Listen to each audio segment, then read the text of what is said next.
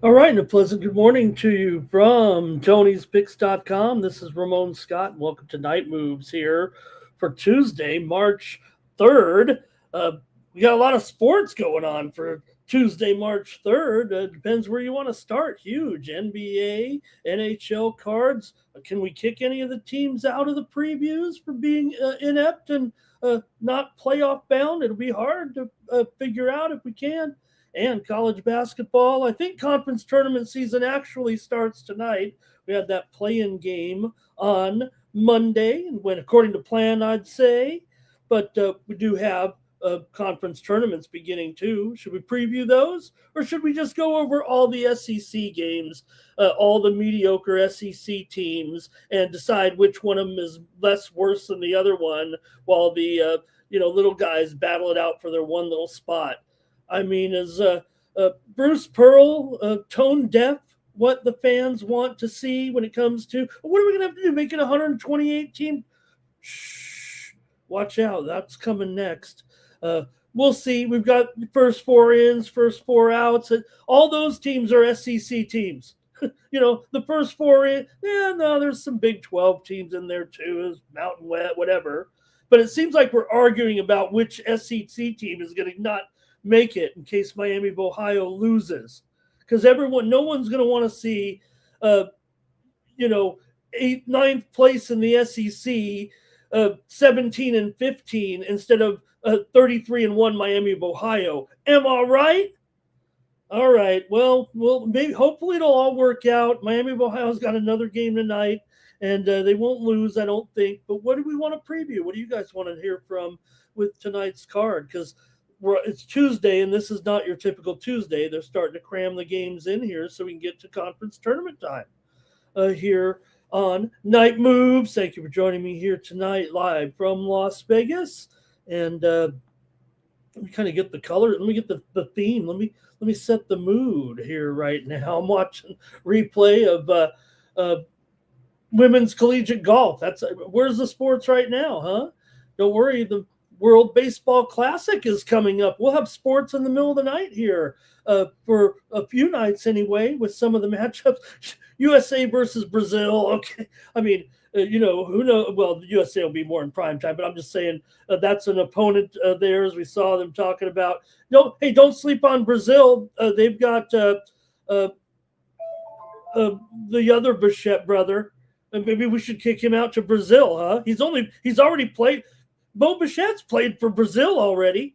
So, let's cut it. I mean, hey, these guys want to play in the World Baseball Classic. They can't be on their home teams. Better give some of these players to some of these countries. What is USA going to beat Brazil? Brazil will beat everybody except those countries that are actually baseball countries. But World Baseball Classic gets underway this week. So that'll be good. We've already saw the workouts today, saw some of the interviews there with the Team USA. I mean, okay, maybe Japan will beat Team USA, but only if Team USA is not taking it seriously. Come on. This team and this lineup is poised to win this tournament. And, you want to throw down on the Dominican Republic? I don't have a problem with that. I like that team too. Got Manny with the C on his shirt. So why not Dominican Republic? They probably won't have enough pitching, but could you imagine having a rotation like what the United States is going to be putting out there as your rotation?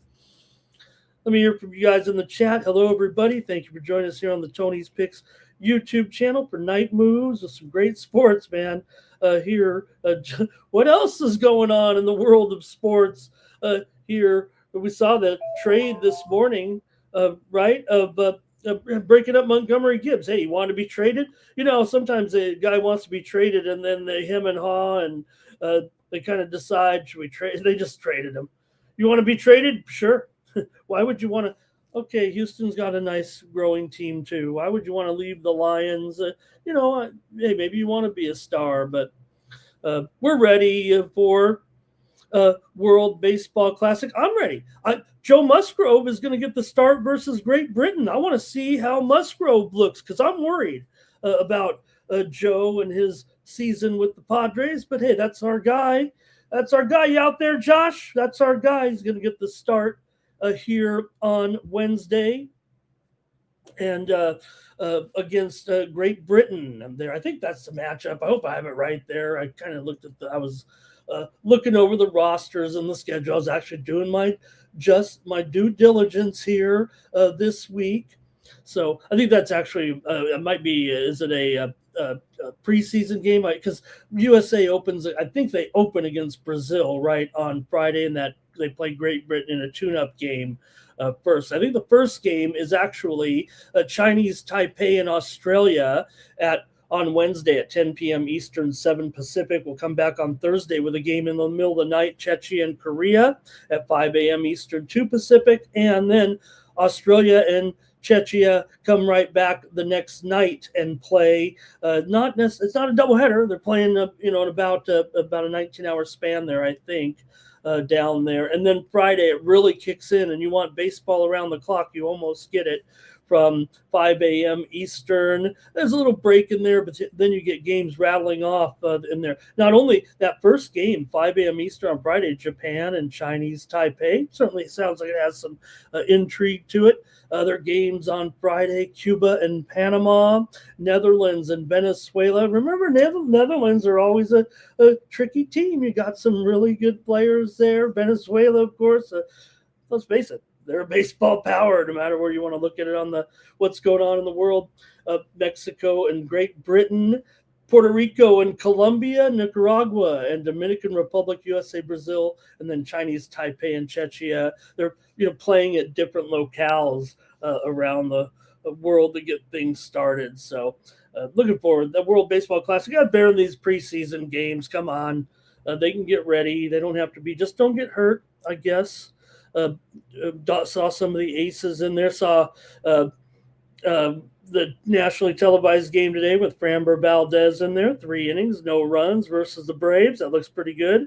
Verlander is going to make a start on Friday for the Tigers. Remember, preseason, spring training still is going on there as well. So it will expand the spring breakout games with rookies, MLB said, in 2027. So that sounds like a fun twist. Team USA did name Logan Webb to start the game on Friday versus Brazil in the opener. Then Tariq Skubal will actually start the first official game against Great Britain there. And Paul Skeens, the Pirates, will start in the game of Mexico in pool play. So going to be fun at the World Baseball Classic.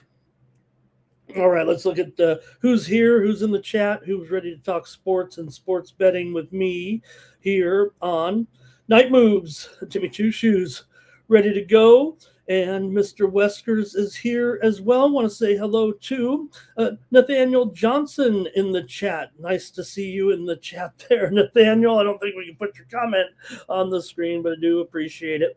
Also, let's see who else is here. I do want to talk about a few more things there. And Joshua David Brown Josh, what happened? I was trying to say, hey, what about the games there in Las Vegas for NRL last weekend? Those were some great games there. Overtime in there, and great to see. We always make fun of the NFL, right? Or we hear the complaints, oh, we're opening the season in Mexico. We're opening the season in Brazil. Where are we going to open the season next to? In Spain, in Germany? Well, the National Rugby League has brought their season openers to the United States now for a couple of years. They come to Las Vegas, and I think that is a lot of, I think it shows. I mean, we saw that NHL game today, right? Starting the reason that game was at 2 p.m. Eastern and 1 o'clock in Nashville is they wanted to show it as a primetime featured game in Europe. There's going to be more of those games too. So, all right, let's see. Japan's 8.5. Oh my God, is that the line, Timmy? Uh, all right, and Bryce is cool. He does represent Las Vegas well. I know that for sure. He gets a bad rap. I mean, he is actually. Look, you know what? He's learned his lessons along the way. Let's just say that. Okay, it's Bryce has Bryce has matured as a Major League Baseball player and a guy uh, in front of our very eyes. He's a really, really good guy. All right. And let's see here. I'm going to peek here a little bit of the results last night because I think we had a pretty good over at Tony's Picks. Oh man, I couldn't get it going really today. Just a 500 day over there, I believe. We'll take a look at the handicapper leaderboards over at Tony'sPicks.com and see who's having a great day. Like I said, man, a late goal there. I'll get to my picks first, I guess. I don't want to lament them, but did have a couple basketball losses in here. I did have Rio Grande Valley, but kind of rolled with a couple of favorites here. Didn't quite work out, but I had the over in the Rockets and Wizards game. That seemed to be a popular play, actually. Won my college baseball play. Northeastern and LSU. I think it was Northeastern and LSU over 13.5. One team almost got there alone, although they almost. It was 13-1, I think, 13-2 or something like that. Ended up 13-10. And then, that late goal there in the Udinese Fiorentina game took me down there. So, I just couldn't get things started here for the week with a 50-50 day over there at Tony'sPicks.com. Okay, I'll get them here because how can you miss with a card like this today? Only thing missing is Indian Wells starting on Wednesday. Looking forward to one of my favorite events of the year. I miss going to Indian Wells back in the day before it was, I went to Indian Wells before it was cool. Okay, let's move along here, though. I want to see some of the results in here. I did see also Team USA women over Argentina in the opening game of the She Believes Cup. There, USA plays Canada on Wednesday. Saw Iran playing in one of their games, and wasn't that something to see the Iranian team, the women's team playing? They lost 3-0, but couldn't help but notice hijabs were showing. The hijabs were a few more inches back than I think they usually are. I don't know if that's controversial or not. They didn't sing the national anthem. Are they supposed to? Are they not supposed to? Okay.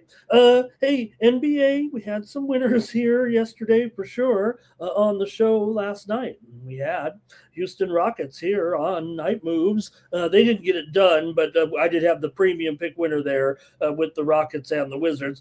The Tankathon was 50-50, I think, right? Boston got the win. We did have the under here on Night Moves. Giannis, hey, look, I don't want to say that, let's just see what happens with Milwaukee now. We might be on the fade train with them. We were already going with Boston, but I had the under in that one here. Also, Utah was able to cover there last night against Denver as part of the Tankathon winners of Utah, it is. But also we had on the show 2-2, we had the Clippers. And that one, big second half for the Clippers. Warriors gave them the scare there with a double-digit lead in the first half. The Clippers came back, actually dominated there in the second half, didn't they? They really kind of crushed them there. Kawhi, 23 points. Clippers hit nearly 50%, and the Warriors couldn't make any baskets in the second half. All right, hockey, though, was okay. Let's see how we did here. We did have Columbus. They got it done. Rangers, 4 goals in the third to tie it up, but the Blue Jackets ended up winning it there. We also had the Kraken there on the puck line. Remember, it felt like a mistake. Should have took them on the money line. I think they beat Carolina there 2-1 last night. Good job there by the Kraken. Also, winner with Dallas last night as they drubbed Vancouver, as we said they would on the puck line here, and Colorado did get it done. We had the under in that game. It was a push. Okay. College basketball, big night We said take Duke here on the show last night. I watched the ESPN segment before the basketball game and saw old Joe Fortenbaugh give out North Carolina State and Iowa State. Good job, Joe. That's why you're getting paid the big bucks. But we had Duke here on Night Moves. We also had Arizona here in that one. Also, Morgan State we had here on the show, or I did anyway. I think you guys were trying to talk me off of it. But I had Morgan State on the show here last night. Stephen F. Boston in that game against Incarnate Word, it finished there. When we talked about it last night, was 8-point spread, finished 7. I won't take credit for the cover, although they did get the money eventually. The line was 8. I think we were on the show last night. I said lay 8. It finished an 8-point win there for SFA. They were laying 7 at post time there. So I think we had a pretty good show. Oh, also, yeah, did we have Cleveland State over IU Indy? You bet we did. And remember, I talked it up. I said, look, this thing's going to be similar to that game that they had where there was a big score, and that's what we got in that game. Typical IU Indy, 101 to 93. Okay, so lots of games. I don't know where to start. Do you guys have 2 hours? You want to go 2 hours tonight and talk a bunch of games, or do you want to just cut it in half? Let me know what you want to do in the chat. Thank you for joining me here. Let's go to the handicapper leaderboards. Didn't even look at I didn't even look at the graphics here, did I? With my record there, 3-3 on the day. A little bit steamed here, actually, considering I had some good plays here on the show. But let's take a look and see who's hot here at Tony'sPicks.com. Today, want to say congratulations to Tom Reghard, who went 8-4 on the day, good for over 4.5 units. Damian Sosh, another solid day, 3-0. Rod Zawacki, he's 3-1 on the day. Joey Tron hit both his plays. There's Solo Malone going 3-1 there last night for a profit. Ron Hahn won his only play. Jorge Gonzalez won his only play. The VIP account won. Stephen Duncan won his only play. Is that what? On a big NHL day? What's going on here? Maybe he wants to see a few. Chris Adkins won his only play. Vegas Al, hope he's feeling better. I think he missed the show tonight again. Man, Al, I'll send over some medicine to you across the way in Vegas here. DeAndre 1-0, Shane Mickle 2-1. Great job. Where's everybody's on here but me? It feels like they're today. Over the last 7 days, David Racy's up 12 units. Always a hard-working, great capper there. Stephen Duncan's up 7 units over the last 7 days. Mills Young, my man Mills, chatted with him. Well, traded some messages back and forth. Let him know he's doing a great job. Mills nearly 7 units over the last 7 days. Damian Sosh, he's got the old 619 going there with his profit. Tom Reghard doing a good job since joining the team. Ron Hahn up there. Joey Tron, Tony T in the green, and the VIP account in the green. Oh man, where am I? At least I'm over here on the monthly chart. Stephen Duncan up 24 units. Nick Lagaretos up 12.5 units. David Racy up 12.2 units. I'm up 10 units over the last 30 days, despite a little bit of a juicer today. Mills Young up there as well, 4 3/4 units. Al Ninos up 4 units. Vegas Alessandro is up there. Joey Tron and Damian Sosh. And then the yearly leaders there, I'm up there, up 5 3/4 units so far this year on Tony'sPicks.com. You can click the All Cappers tab, find the handicapper of your choice, click on their handicapper profile page, and that's how you get signed up. Now's a great time to join me for 1 week of action here, and I'm going to bring you some winners. Look, I don't know if you can find, we got some great cappers on the site putting up some monster numbers. My game is consistency. You see here all the sports that I show profit in here so far this season. And, once in a while there's a clunker, but more often than not, gonna have light up the tote. We're gonna have these J's. We're getting juiced out a little bit. So join me over at Tony'sPicks.com. Thank you for listening to that. Let's get ready. We got so much time. We shouldn't even be messing with all this stuff here that I want to talk about today. But we got to get going. Like I said, tell me what you want to see as far as the previews today, because I'm concerned All right. Let's see here. That's right. Mr. Weskers, you know what? Mr. Weskers, how can you have a real Olympic hockey tournament without the CCCP, right? All right. Let's see here. City by the Bay, want to see him in there? Thank you, City by the Bay, for some great promise. Stay away from the Jazz, especially the Jazz player props. But they look so good tonight. There was a point where I thought they were going to win the game. I mean, didn't you think there when they just kept hanging around and hanging around there, and they had a chance? Great job by the Jazz tonight. Let's see. He says he likes a prop at DeRozan over 12.5 points. I'm just glad to have City by the Bay. Mr. Weskers wants every game previewed. We might do that. We might just go on a 24-hour channel here, and I'll just sit here all day, except for when I sleep on Tony's channel. Get ready. We got some great things planned for you guys. All right. I think we better get going here right now. Let's get to the action here. Oh, don't forget, use the promo code TonyT at checkout. Save 15% off all premium pick packages, including mine. These are for the 3-game, 5-game, 7-game packages, discount best bet that I like to run every day. The 3-day, 7-day, and monthly packages, those are all, already heavily discounted, especially for a volume capper like me. So get signed up with me for 3 or 7 days here right now. All right, let's get going here.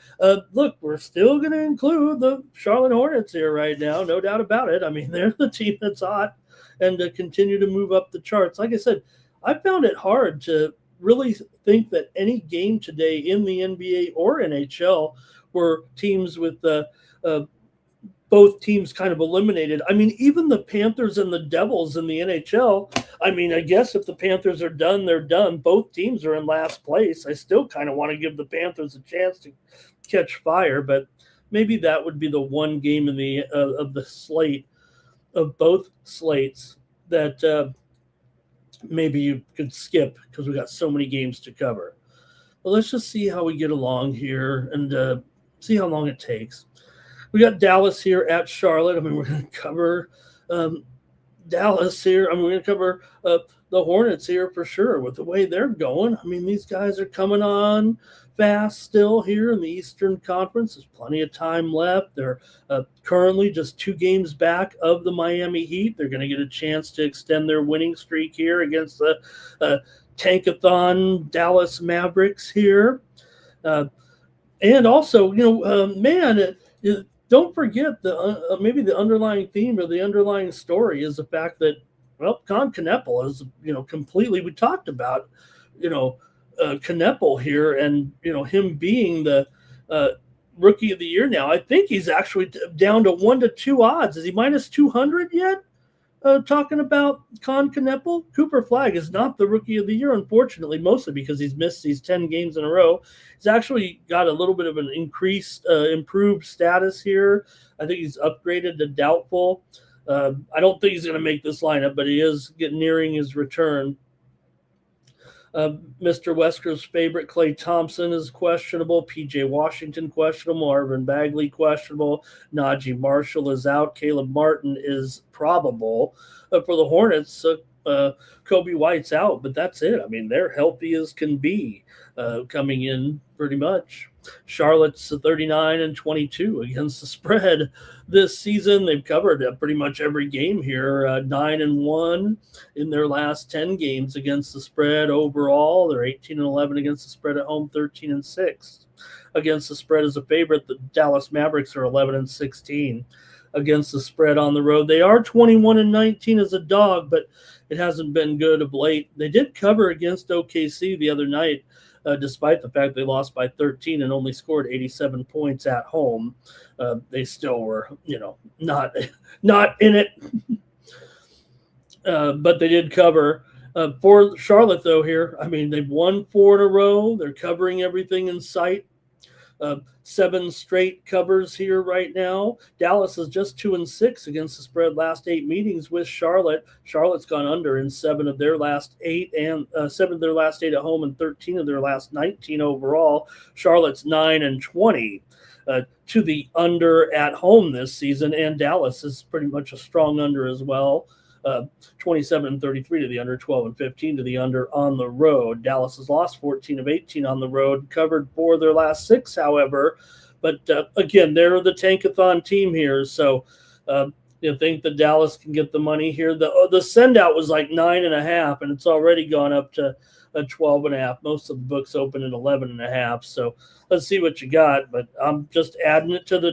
And again, when it comes to the tankathon, it does look like the home teams are doing a little bit better than the road teams, if you know what I mean. I'm talking about these big double-digit favorites against teams whose season is basically over. Okay, Mr. Westers wants to fade them, but it just knows that Dallas just can't produce. And then they've got all these injuries too, right? I mean, that's a serious injured list. All right, win by 16 4 times in a row. What do you mean? Is that like exactly 16? All right, let's see. 229 looks high. It looks high. It's higher. Is it? I have 229 on the screen. Oh, it's higher than that. Let me fix that. Oh, geez, how embarrassing. It's 231 at least here. There's some 230.5, but I'll say this. Circa's already at 231.5. So, look, if you've been, guys, I don't know. Maybe this will go viral. You can send it to Jeffrey Benson. But there's a service out there that tracks which sports books have the best records. I'm a technical handicapper. I pay attention to this stuff. Circa is always ahead of the curve. I mean, that Circa is the book that has the winning moves. I mean, that's just the way it is. This game opened 229.5, went to 231, and now 231.5 at Circa, while all the other books are at 230, 230.5. So let's see what you got here in the chat. Appreciate you joining me here on Night Moves. This one's at 7 Eastern, 4 Pacific here on Tuesday. A big NBA card. I'm going to take the Charlotte Hornets, so that's what I'm going to do. But I'm talking about that total. And look, you're right. I mean, Charlotte is a total under team. Dallas, yes, they are an under team. This total has moved higher, like 1.5 or 2 points. So you can ignore the move. You can fade the move and say, no, come on, these two teams are. But also, I think there's something to be said for the late season games here a little bit. I'm not sure I'm down with the move yet. I mean, these two teams more than any other teams on the card it's a total under game. The teams are combined 51-70 to the under this season. Okay, let's see here. Timmy Tuchus did take the under. He's got Kahn to nail some threes. And Mr. Westro says that Charlotte's putting up these points, man, big time lately. And against Dallas, right, wouldn't they? Dak Kush King's here. He would have – he's going to skip this game. Maybe we should have skipped this game. All right. Well, I'll just take Charlotte here. Let's keep going. We got to work faster than this. My bad. Pistons and Cavaliers. Looks like a pretty darn good game here. In the division, you got the Cavs here right now. Fourth place. They're kind of saddled in between the Knicks and the Raptors. Don't know which direction they're going, but they did win last time out. Detroit, of course, a 5.5 game lead. Don't have to win them all, but they are. They just won 3 in a row here.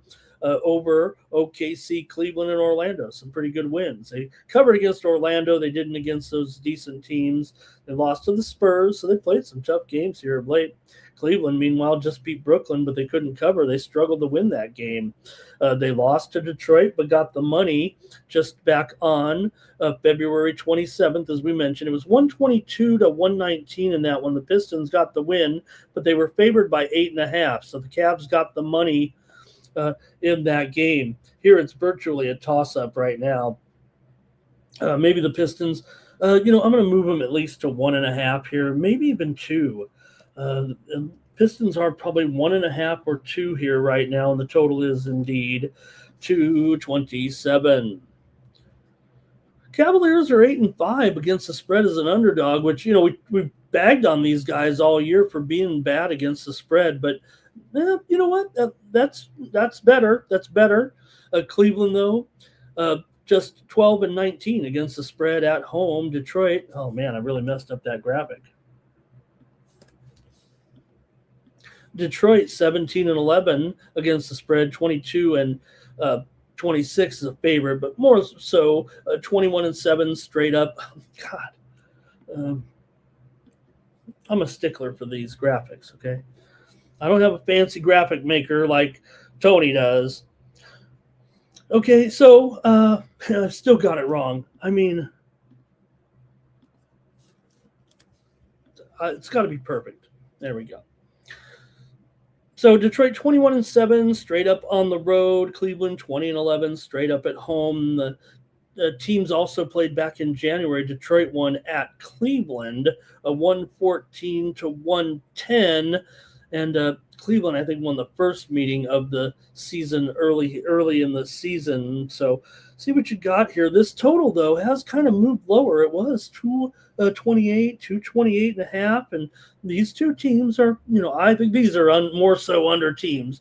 The Detroit 11-16 to the under, especially when you got two decent teams playing each other with still some things on the line here.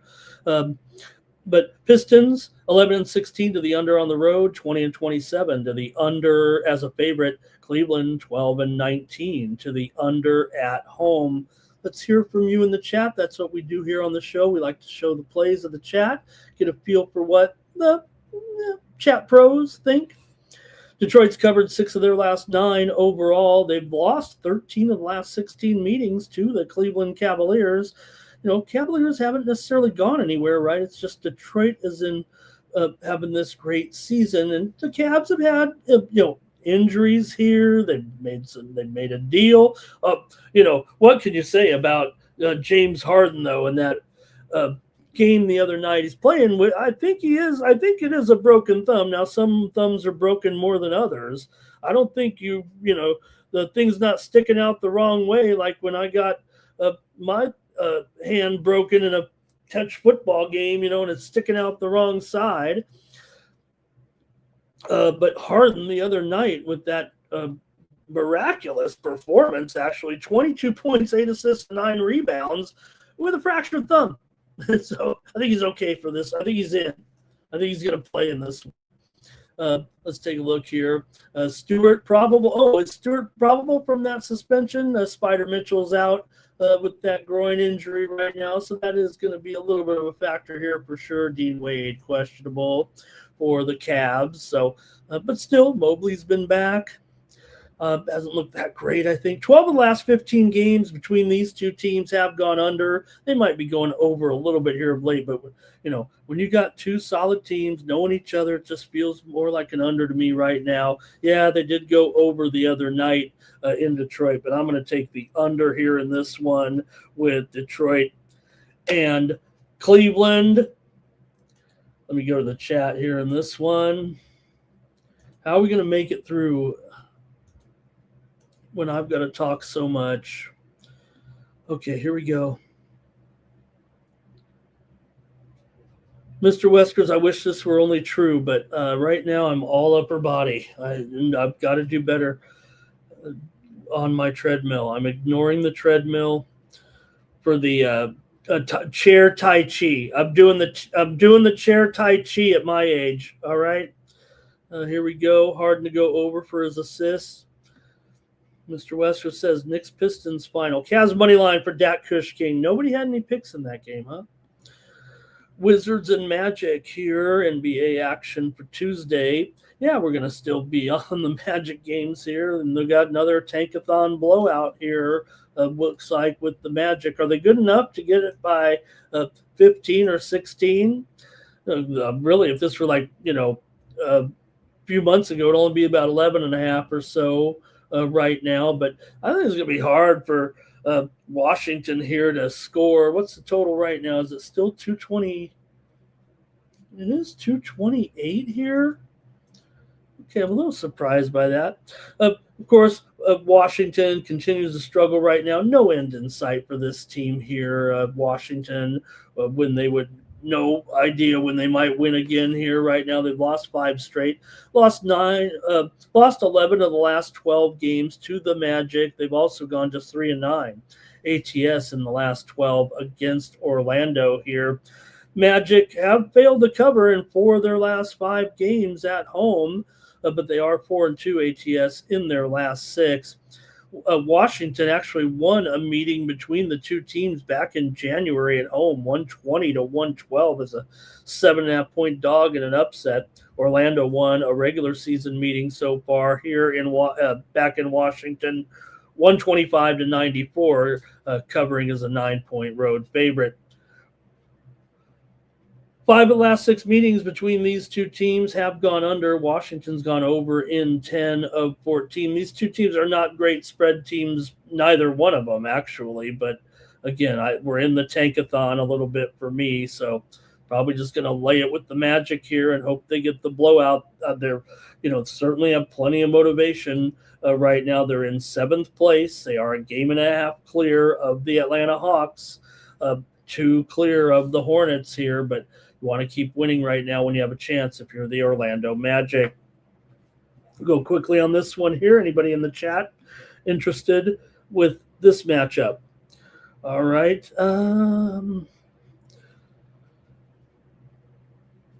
Not laying it with the Magic here. Did I miss the plays, you guys? No, I said a few. It just didn't surprise me. There weren't a lot of plays in there. Laying 14 might be. I'm going to do it, though, Dat Kush King. I've been doing it so far all along. I'm on the team tankathon here. So give me the Magic here. I'm going to lay 15.5 for the Magic to blow these guys out here tonight. In the tankathon, let's see what's going on. There was, the other news here, and it's not official yet. Oh, it might be. Okay. Trae Young is going to make his return. Not in this game, however. I think he is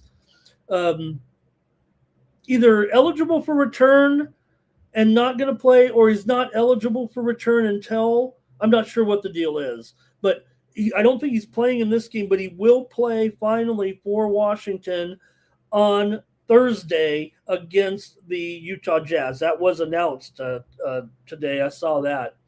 But for Washington here, Keyshawn George is questionable. Vukcevic is questionable. Gill is questionable. D'Lo's still out. Sarr is still out for the Magic. Wagner is out, and Black is probable. All right. Wizard, Timmy Two Shoes here. I kind of agree with this, Timmy. Maybe 205 might be a little low here, but we don't have the Gibson ratings, I guess, tonight. So, but I think right around there in the 25 would be. How about it? And Timmy says maybe the first half here. All right, thanks you guys. Let's go continue on here and go with the Nets versus the Heat. More action in the tankathon. Now, it does feel like the Heat aren't necessarily world beat. They're having a tough time just hanging on, it feels like, for this number 8 seed. They are tied with the Magic here in the standings here, but only a game and a half ahead of the Hawks, who are in 9th place, and the Hornets, like I said, a game back in 10th. But Brooklyn, they're on the big losing streak here right now, mailing in every game here at this point for Brooklyn. They've currently lost 8 straight games, 1-7 against the spread in those games. Miami's actually covered 6 of the last 9 meetings between the two teams. 6 straight meetings between these two teams have gone over. Brooklyn's gone over in 8 of their last 12, and Miami's gone over in 4 of their last 6 right now. And they're not totally over teams necessarily. In fact, in the series, like I said, it's 6 straight unders. So see how you have it here. It might be a problem actually for Brooklyn in the scoring department, the way things are going right now. It's just more so defensively. I mean, Brooklyn's given up some big numbers. They were the ones who gave up that record shooting performance to Boston. But that's Boston. I mean, they've already been crushing here. But finally, Brooklyn covered the spread after 7 straight failures in that last game against Cleveland. I was on Cleveland because it was a part of the tankathon here.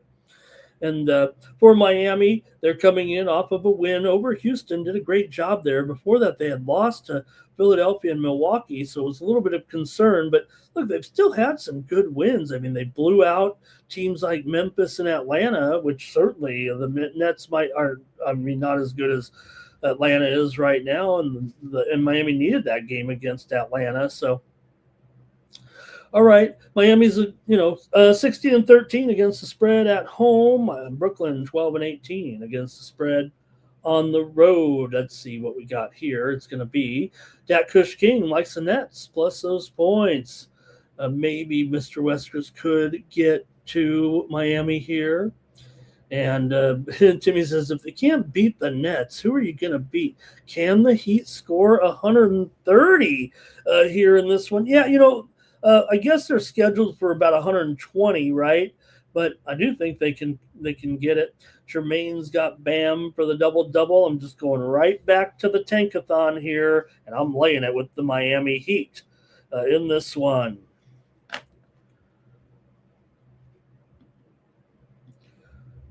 Knicks and Raptors. NBA action here for Tuesday night with the Knicks on the road here, just 2.5. And the total here, 220. I think it's gone up a little bit here. 223.5, maybe even some 224s out there. A little bit of overnight action here in this one. And I think it might be warranted, actually. But let's see how you think in this game. The Knicks come in having won a couple in a row here right now. Wins over Milwaukee and San Antonio. Some good wins there, actually. The Knicks had that awkward, they were on a 3-game road trip. Then went home to play the Spurs. Now they're coming right back out to Toronto. Not an easy schedule here. A little bit of travel here. They were just at Milwaukee. There and had several days off, and then, like I said, came home to play one game against the Spurs. Now back up to the Northeast to play Toronto on the road. Toronto, meanwhile, comes in off of a win over Washington. There, 134-125. Didn't cover 13.5 in the tankathon. But before that, Toronto had losses to OKC and San Antonio at home. Not easy teams, but they did hang in there against the Spurs, played okay against OKC. Before that, they were beaten up on also Rans, Chicago, and Milwaukee. So I got burned a little bit taking them in that game with Washington because they were covering their tankathon numbers. So let's see what you got here, though. This ain't no tankathon. That's for sure, with the Knicks coming in. But like I said, that seemed like an awkward travel there for the Knickerbockers there. All right. I guess it's not bad. I mean, New York to Toronto, but it's always weird that one game you go home for. Okay, let's see what we got here in this one with the Knicks and the Raptors. Knicks are currently locked into third place here, trying to chase down the Celtics and fend off the Cavaliers. Make sure you stay in the top 3 or 4. That'd be a good situation for them. Toronto, meanwhile, they're in 5th place, 2 back of Cleveland, 2 ahead of the Sixers. All right, let's see what you have.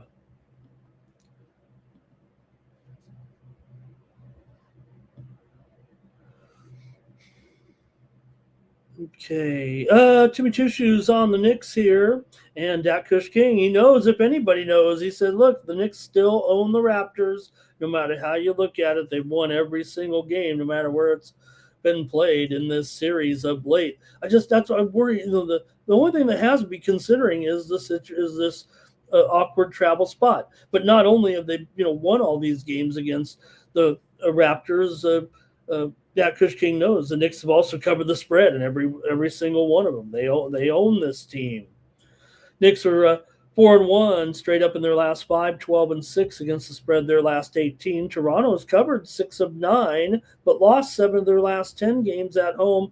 4 of the last 5 meetings between these two teams have gone under. They're certainly under teams, I think, for the most part, especially Toronto, 13-18, to the under at home. They've gone under in 5 of their last 7. Knicks have gone under in 4 of their last 5. But I feel like with the game here, look, they've gone under in 3 straight meetings. But I don't know. I'm kind of thinking about the over in this game.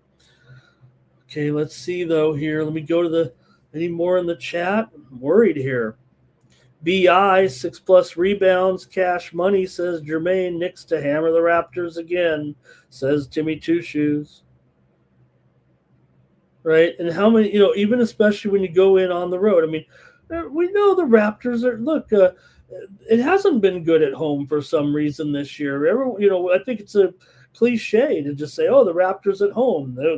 How many times do you hear the talking heads? You've got to go through the customs. You got to. Look, it's not as simple as that, is it? The Raptors are 13-18 at home against the spread, although they are 15-9 against the spread as an underdog. And the Knicks are not a great road cover, just 12-18. But again, they've got their prey. All right. They've got their prey, and they always beat this team, don't they? Will this be the one? I can't see it. They just are dominating this team right now. I've got the New York Knicks in this one over Toronto.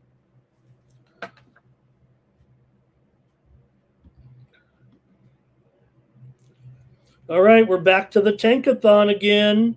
Is this the right line? That's not the right line, is it? 10? Well, we know there are some issues here for the Thunder. No doubt about it. It's only 10, but SGA is going to take this one off, keep trying to stay healthy here right now. So, yeah, that might be a little bit of a factor, but it doesn't feel like that's affected OKC really that much. Yeah, they, lost a game here. Who was that game? Who did they lose to? Detroit there. But, they didn't cover against Dallas in the Tankathon, and then they didn't cover in the win against Denver, although they only missed it by the hook.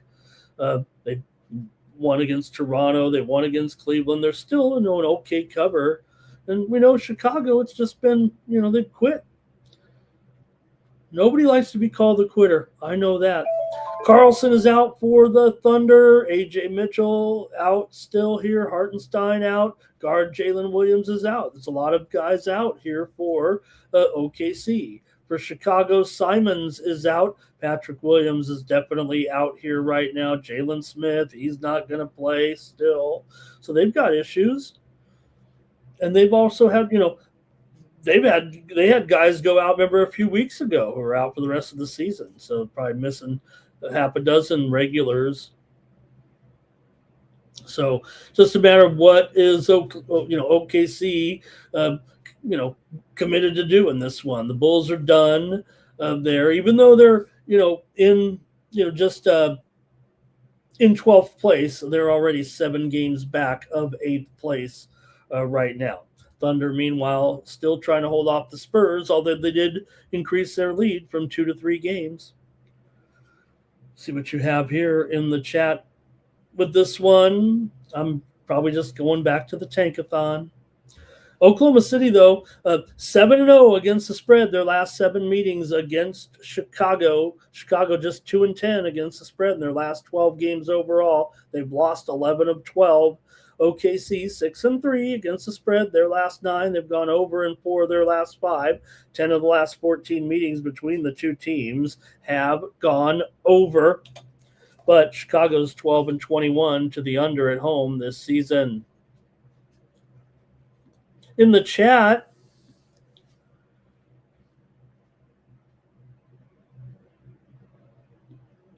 let's see here. Timmy Tuchu's got some Isaiah Joe action here. And Mr. Weskers, I've talked him into OKC maybe, or he's just resigned to it, because what else are you going to do? We've seen OKC with, right, Mr. West. How is this a prediction mark? When they're taking that much juice out of it, right? Oh, prediction markets aren't gambling; they're betting against each other. The Mr. Weskers, right? And the other thing is, there's insider trading on the U.S. bombing Iran. It was the worst kept secret. The joke is the guys who bought the contracts the other way that they wouldn't. Did someone really go in there, or was it just accumulation of prices there? But uh, did someone really go off and say, "Oh, I don't think they're going to bomb Iran this week"? All right, I'm taking the Thunder here in the Tankathon. Maybe it's just because I love to say Tankathon in that voice. And all right, to Caruso Show to go nuts. Next up, Spurs and Sixers. Wasn't that a nice? I didn't see that. I saw the play with BJ Edgecombe the other night when he tumbled into the stands. I saw he kicked the lady in the face, but I didn't see the hug, and then I didn't see the phone call afterwards. That was so nice. BJ Edgecombe is obviously a sweetheart of a man and a pretty darn good player too. So let's see what you got here with San Antonio taking on Philadelphia and BJ Edgecombe here. San Antonio did lose last time out to those Knickerbockers. They got blown out, remember, but I think they were due they were on fire. You're playing at the Knicks. I was on the Knicks in that one. They brought the defense. That's what, I think when you guys are talking a little bit about the Knicks in there, I mean, they have, a defense that kind of transcends a little bit the way some of the other teams have succeeded here, I think. And that is giving the Knicks a little bit of, I think, a little bit extra that people might be forgetting about.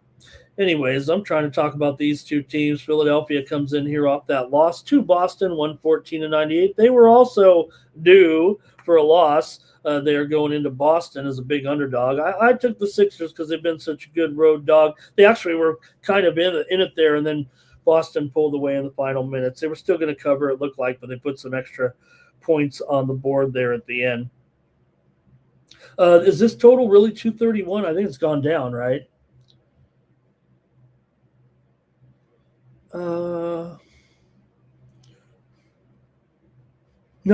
No, in fact, it's 232. Might be 231 and a half, but it's 232 at least here. Oh, boy. All right, and the spread's definitely 8. All right. Look, neither of these teams are in maybe their best role. The Spurs are 18-15 against the spread on the road. They're not killers against the number here. They're often saddled with kind of some big spreads, but look, they've had some great wins. They were on fire there for a while. Philadelphia had a little 3-game winning streak going themselves as they've been, playing well. Make sure they're solidified here in the postseason. They're currently 2 back of the Raptors for 5th place, a game and a half ahead of the Magic here. Like I said, the Spurs are now 3 back, trying to still chase down the Thunder here. And pretty big number, but we know the situation here does certainly depend on whether or not Embiid. I think he's in this game. I don't see why he wouldn't here. Look, Sixers are playing. Embiid is out. I don't see why he would play here. That's why the spread is 8, of course. But what I meant to say is, I think that for the Sixers, I mean, it's built into the line, and not only that, their situation kind of depends on still trying to remain competitive here, even if Embiid is going to be missing time here right now with this oblique injury. So we heard about, what it's going to take to get him back into the lineup, but will Philadelphia be able to hang on in some of these games here right now? Again, they are 3 games clear of Atlanta. All right, Philadelphia. Let's see what you guys have in this one. Philadelphia has not played the Spurs yet this season. Last year here in Philly, it was 111-106. Philly won it as a 5.5-point favorite. Did not cover by a hook. San Antonio got the win and cover at home last year. All right, here we go with some picks. Worcester Westers wants to be on the Sixers. Yep, no Embiid. Yeah, they're getting that money, right? And Timmy says Wemby over in his blocks. And Timmy Two Shoes likes the Wemby blocks as well here. All right. All right, let's see how. I guess that's it. I guess I got to make my call here in this one. Like I said, I don't have as many concerns about Embiid missing uh, this game, or yeah, we'd like to have him in there certainly, but they've had enough games without him here before, and I don't know how you think. I mean, like I said, the mood came looking like it was going down. I'm going over. I'm going over. I'm not going to mess with this situation just yet. Give me the over. I know that the Sharps are probably going to be hitting the under here, but I've got to go over in this one.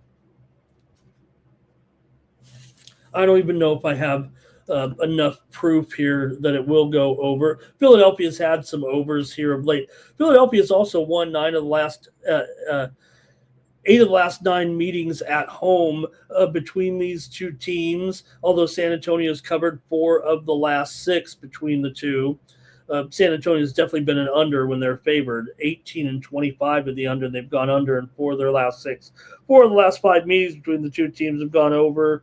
I don't think there's a lot of trends that point to the over in this one. I just happen to think it's going to be Philly's gone over in 11 of 16 at home. Maybe that'll help my cause a little bit, but I've got over in this one. Okay. Timmy says they're going to run a tiny lineup out there. I think I'm with Dak Kush King here, maybe with those points. And Vassell hitting those threes, right? What a player he's been. I mean, here's a man that lived up to his, maybe overshot his expectations. Mr. Westwood says the Sixers can hang, but then, what about the depth? All right, I'm on the over there. Next up, the Grizzlies are at the Wolves here in this one. We're in the Tankathon with the Timberwolves favoring this one by 14. Total 238 and a half here maybe right now. Let's still call it 237, maybe 237 and a half. Does feel like it's moving a little bit higher here. But let's see. Let's get it going here in this one. Like I said, we're back in the Tankathon. Oh, we're back in the Tankathon, and that's probably just where I'm going to stay in this one. Aldama, here it's all the injuries are on the Grizzlies here. The Wolves have a clean bill of health. Aldama's questionable. Ty Jerome questionable. Coward is questionable as well. So injuries for the Grizzlies. Minnesota comes in here off of a 3-game winning streak. They beat Denver on the road, 117 to 108 last time out. They haven't been a great cover. They were actually failing to cover. They've won 6 of their last 7, but they're 1-4 against the spread in their last 5 games. So they do lack that killer instinct that you want from your Tankathon teams. Memphis, meanwhile, actually comes in with 2 strong efforts over weak teams, Dallas and Indiana, but they won on the road against those teams. So hats off to the Grizzlies. They're trying here a little bit. They've covered 8 of their last 12. They've also beaten Minnesota in 4 of the last 6 meetings. 7 of the last 9 meetings between these two teams have gone over. Memphis has gone over in 9 of their last 13, but they're still 12 and 18 to the under on the road, and Minnesota's 11 and 20 to the under at home. Not only 11 of their last 20, but 14 of their last 20 under at home. They're 11 and 20 at home overall. Does that make sense? Okay, let's go to the chat here in this one and see what you got. I'm on the Timberwolves. I'm totally Tankathon. Again, the only ones I'm thinking about not maybe going in the Tankathon is if they're on the road a little bit. I don't know. Hello to Ron Jeff in the chat. All right. Mr. Weskers. Okay, Fox. Okay, nothing much from the chat there, unless I'm missing it. Yeah, I mean we're done. It was like, yeah, it's almost like we've been done. We're done talking about uh, Ja, right? How do you become totally irrelevant? How do you become totally irrelevant? I mean, there is, you gotta. He's got an elbow injury, but I mean,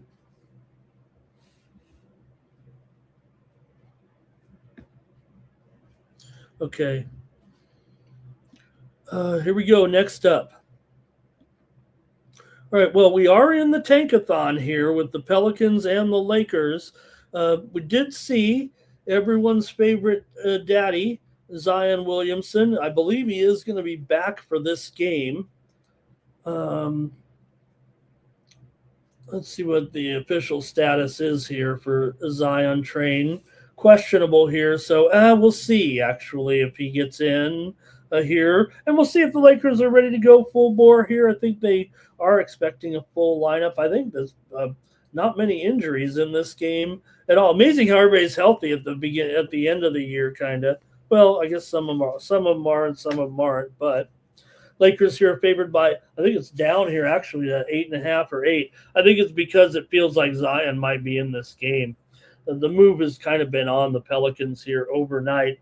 Total here is up to 238.5, 239, even 239.5 right now for the over in this game. And I don't think you'd be wrong. I mean, I know 240 looks like a lot, but seeing some of these games right now, the Lakers hit that uh, over there the other night, didn't they, against Golden State? But it didn't go over, I don't think, in that game to Sacramento. Uh, I was on the under in that game. I think it was a premium. Was it a premium? But the Lakers did win their tankathon game there. They were favored by 13.5 and blew out Sacramento. So, look, this one's doable here, I think. The Lakers feel like the one team you don't maybe want in the tankathon here. New Orleans was on a roll before they lost to the Clippers, but they probably just got a little fatigued on the road after sweeping back-to-back games in Utah and then coming down to play LA. For one game. So other than that, New Orleans, though, has been a pretty good cover of late. Pelicans 4-1 straight up and against the spread in their last 5. Just 1-4 ATS against the Lakers. Lakers have won 7 straight meetings at home against this crew. Lakers have gone under in 4 of their last 5, but the Pelicans have gone over in 5 of their last 7. I'm going to take the over in this one. I'm probably still put the Lakers in the tankathon. It's just that they do seem like the team, and give the Pelicans credit. Like I said, they are in the tankathon, but they are showing maybe just a little bit of signs of life. I mean, it would take. They're completely dead last, but again, they were on their best roll of the season there, and they have put it together a few times. They're not going anywhere. But I'll go over as my pick here in this one, just so I don't take every tankathon. But I still might take them in a premium. Watch out. Okay, we got some picks from you guys here, and let's see.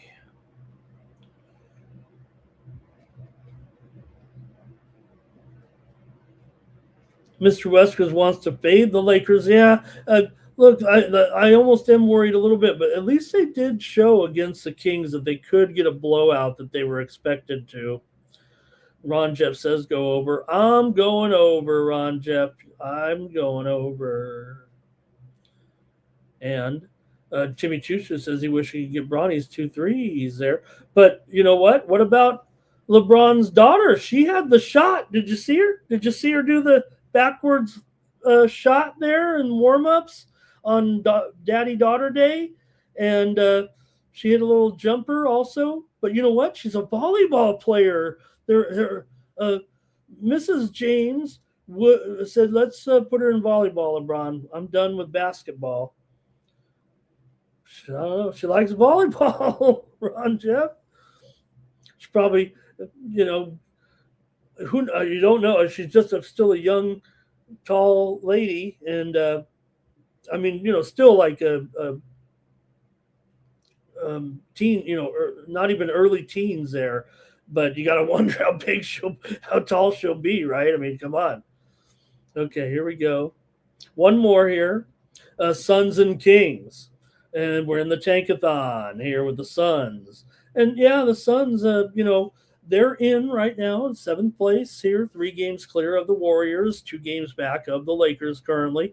Suns coming in off of that win over the Lakers, 113 to 110 as a 5.5 point dog at home in that one. We were on the Suns. But Suns were having a problem before that. They lost at home to Boston. The offense has been really weak. Yeah, they played Boston, I know, but they only scored 81. They only scored 77 against Portland in a loss. They only scored 110 at home against Orlando, or 113 at home against Orlando. They did win that game, didn't cover. And then scored only 94 at San Antonio. They're still 17-11 on the road against the spread and 18-10 against the spread as a favorite. Meanwhile, Sacramento 12-17 at home, 22-34 against the spread as an underdog. Sacramento, I said the Pelicans were dead last. I mean, they're not really, but the Kings are dead last. But I just meant that the Pelicans were, in the group of last place teams and weren't going to catch the Lakers. That's all. Kings are the worst. Kings are the worst. So I think the Suns can take them here in the tankathon. I think so. I mean, come on. The Suns are 12 games over 500 against the spread, and the Kings are 14 games under 500 against the spread. They should win this game by at least a dozen or more, even if it wasn't in the tankathon. But Booker is, of course, the story here, and he's probable. So I think it's actually up to 10.5. Goodwin is out. Brooks is still out. And Cayman Malawak is questionable for Phoenix. For Sacramento, Keegan Murray still out. Okay, I'm taking the Kings. I'm going to the tankathon here. Give me the Kings. But, this total, what is it up there? 225 there? Yeah, 225. We're going to probably find this one on the premium list. I mean, I don't expect the Kings to score many points against this Phoenix team. All right, here we go. We've got we tried Jermaine. Hey, Jermaine's here. All right. Kings are a joke, says Ron Jeff. Continue to fade him. We're not lighting any beams around here. Gillespie under his points and assists. Suns for Mr. Weskers. We're going to do it. We're going to the tankathon here. DeRozan's props. Ron Jeff Reddit says, go Suns. Where's Brooks? He's going to be healthy here soon. Kings should get 100. Okay. Well, I guess if the Kings get 100, I guess it's still going under. How is it 225 here? I mean, really? How is it 225 here? I mean, what am I missing? I mean, if you look, okay, so what's it going to be? 117 to 107? 117 to 107?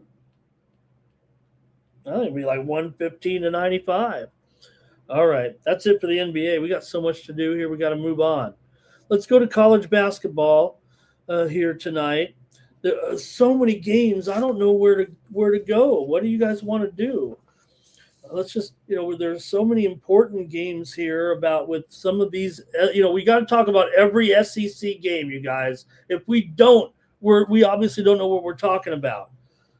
These games are so important. Who is going to finish in 6th place, in 7th place, in 8th place in the SEC? It's critical, especially if you're a team like the Georgia Bulldogs. Okay, they're in right now. It looks like they're going to be in the group. They're not going to be in the first 4 or the final 4, whatever it's called, but they're close. They're trying to stay out of that. Out of the little play-in. They're actually going to, right? Why do we do that? Why do we have those little play-in things here for the that dumb playing for a 5 seed? Why, or whatever it is, right? It doesn't make That's what doesn't make any sense. I'm talking about. It's the last two at large, the last four at large teams go to that. Go to the little thing in Dayton where we've got the four automatic bid teams, right, that have to play the extra game because of the SWAC and the MEACs. And then we've got that dumb thing where they're playing for a seeded spot between the last at-large teams. That doesn't, to me, that is the failure of the format, and that's why that's why it's going to go up now to more teams again. And then they'll still find a way to mess it up. Okay, Alabama and Georgia here. Quit whining. It's a long show. Alabama on the road here, favored by 1.5. Total 179. Now, look, we know what's going on, right, with all these Alabama games, but Georgia usually, they have enough defense, it feels like. I don't think we're going to see whatever, look, Alabama putting up these big numbers. The Tennessee game was way under, right? It was 71-69. Bama got the win on the road as a dog. They did put up 100 on Mississippi State, of course, blew them out of the water.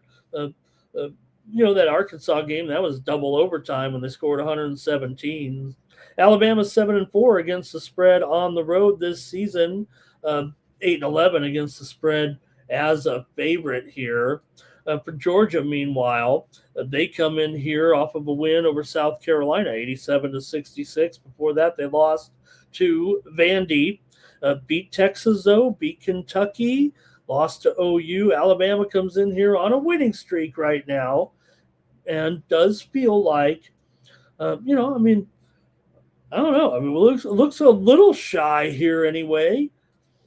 Now, look, we know that over in the SEC right now, we saw the Florida Gators here, 14-2 right now, and clinching at least a share of the title. Alabama is 12-4, so Florida's not going to lose another game, obviously, here right now. Their games are against Ole Miss. They do play Kentucky last. I guess they could lose that one, but they really only need the one win to get it outright here. So, look, Alabama's motivated here to continue to play, thinking they could get a chance. Maybe they could watch the scoreboard a little bit. I don't know what time that other game is. So we're going to talk about a Kentucky Florida game. No, they're not playing Florida. They're playing Mississippi State is who they're playing. All right, let's hear from you in the chat. We'll talk about the matchup here with Alabama and Georgia. These two teams have not met yet this season. Last year, Alabama won at home 80-69 as a 12.5 point favorite. Alabama's won 7 of the last 8 games against Georgia. They've covered 7 of the last 8 games against the Georgia Bulldogs. Georgia won back in 23 at home, 82-76. Georgia's gone just 2-4 against the spread in their last 6 at home, but the other one was a couple years before that. I think it was pre-pandemic, actually. So it's been an Alabama-dominated series here.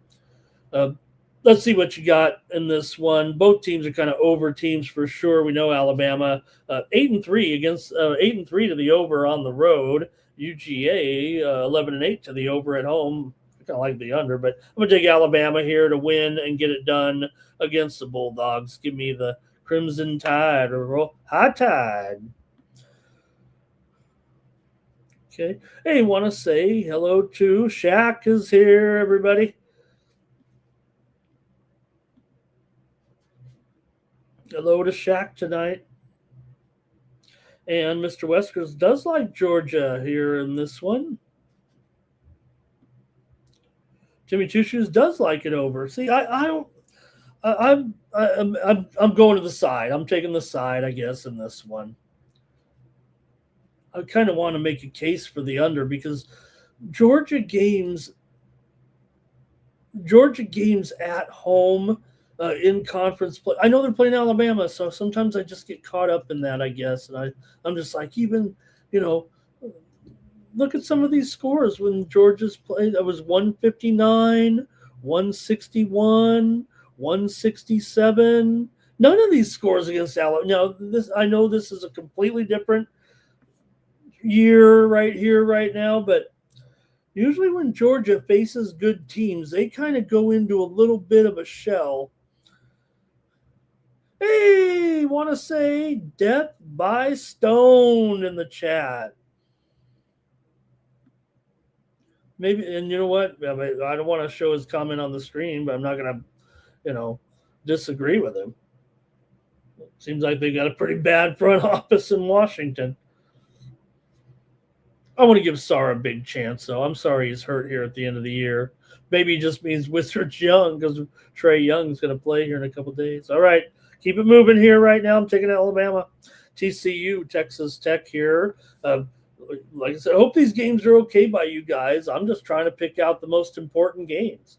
TCU right now is in the last 4 in here, so they're trying to hang on by a thread right now and trying to stay here in bracketology. And they're a 10-point underdog here against Texas Tech. Texas Tech, we know how good they looked in that last game. They're without their star, but they just felt like they kept turning on the heat here right now. Texas Tech 22-7, TCU. Yeah, okay, it's not the SEC, but does TCU really deserve to go? I think they do. They've won 3 straight here right now. Wins over Washington State, West Virginia, ASU, and Kansas State. They covered all of those. They're a terrific underdog this year, 7-2 against the spread when taking the points. Meanwhile, Texas Tech just 10-11 against the spread as a favorite. TCU's been good in the role. The two teams have not met yet this season, but last year it was 71-57. Texas Tech won here as a 12-point favorite, and they got the money, but TCU got the win at home later on in February last year when the two teams met. So TCU's actually had success against Texas Tech over the last few years. They've won 3 of the last 5 meetings between the two teams, actually. TCU's had some decent clubs here. Look, this team's okay. This team's good. This team's fine. It actually covered 4 out of the last 5 against Texas Tech overall. Texas Tech, though, 6-1 straight up and against the spread. Their last 7, 10 of the last 15 meetings in this series have gone over. They're not big-time overs this year. In fact, TCU's gone under in 16 of 29 games and for their last 6 overall. See what you got here in this one with Texas Tech and Texas here. Look, that's a good mark for TCU again, as a dog, and they're getting double digits here against a team that obviously they're familiar with and had some pretty decent success against here is what it feels like to me. So I'm probably willing to take them here. I will say this though, Texas Tech sometimes in these they do have some good defense here, but I'm going to go ahead and take TCU in this one. The Sharps are going to take the over here, and they might not be wrong. 100 at 148. I'll take TCU. I'm just contemplating that. I think 148 is going to end up a little bit low here. Has the line moved yet? I'm looking. 148, open 147. So it's only going north here right now. Slowly but surely, the money's coming in, it looks like, on the over here, and that's how I kind of feel about it. But let me take TCU as a play. That's gonna qualify close to premium, it feels like. Okay, here. Mr. Weskers loves fading TCU. I just went with TCU. And Texas Tech is dead if they can't beat up TCU. All right. Well, Texas Tech has been hot, but TCU's hot too. I'm taking TCU. Not much from the chat on some of these games, but let me look at another one here. I'm looking at important games in the bracketology here. So I've got to look at VCU here right now. They are currently number 5, sitting at number 5 out here, about number 73 overall. So they need to get it going. Now they are favored here by 11 in this one, so they should take care of it, but it's not going to help your rating very much. Favored by 11 here if you can't really put it on these guys, get a little bit of a blowout. So they may actually have some motivation here to blow out George Mason. Look, George Mason's kind of been a darling, right, over the last few seasons here right now, but they've kind of hit a low. Now, look, funny thing is they both come in here with 22-7 records, but George Mason's been on a tailspin. They finally beat St. Bonaventure to stop a losing streak last time out, 71-58 at home to cover 3.5. But before that, it was a disaster. They lost to St. Joe's. It was a toss-up, but lost to Dayton at home, got beat by George Washington on the road, got beat by Richmond on the road, and they've fallen out of the tournament because of the losing, the losing skid that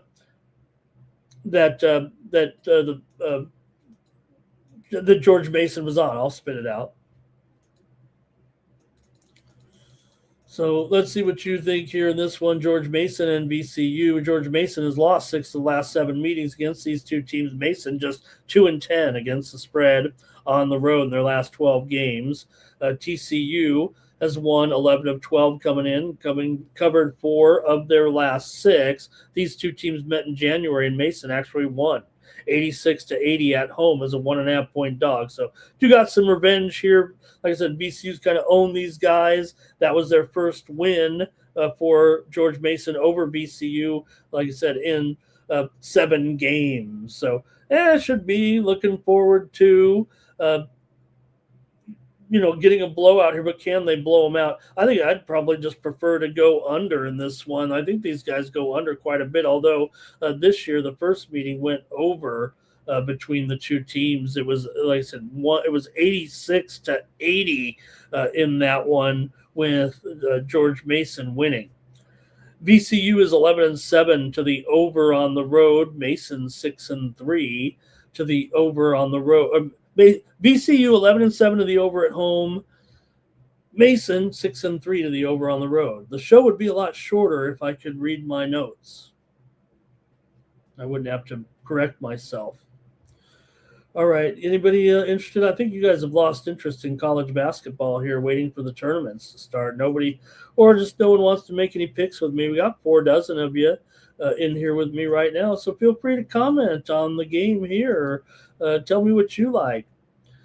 These two teams always go under, man. Don't they? I mean, I know the last one was over, but it used to be the George Mason and VCU game. It wouldn't be 148. It'd be 130. It'd be maybe 128 when these two teams used to play. It used to always be a game that was like 70-65 or something.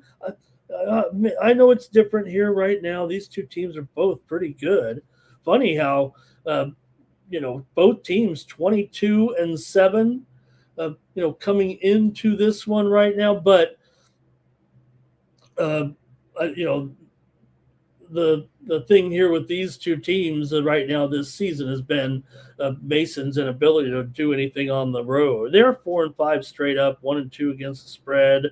I'm sorry, 1-2 as an underdog on the road. 2-7 ATS on the road for Mason. Talked about them there a little bit, and their poor record there. So, all right, let me hear from you if you care about this one with Mason and VCU. Look at the standings here. St. Louis currently 1-game lead over St. Louis here. Both teams with 2 games left. St. Louis doesn't play. St. Louis plays tomorrow night, actually. So we'll see. The title's not decided here yet. So VCU would like to win this one as well. I'm going to go under. I think of George Mason, VCU, and I think 70-60. I know it's different this year, but I'm going under. Sometimes I can't get away from tradition. All right, let's see here. VCU ATS. That's it.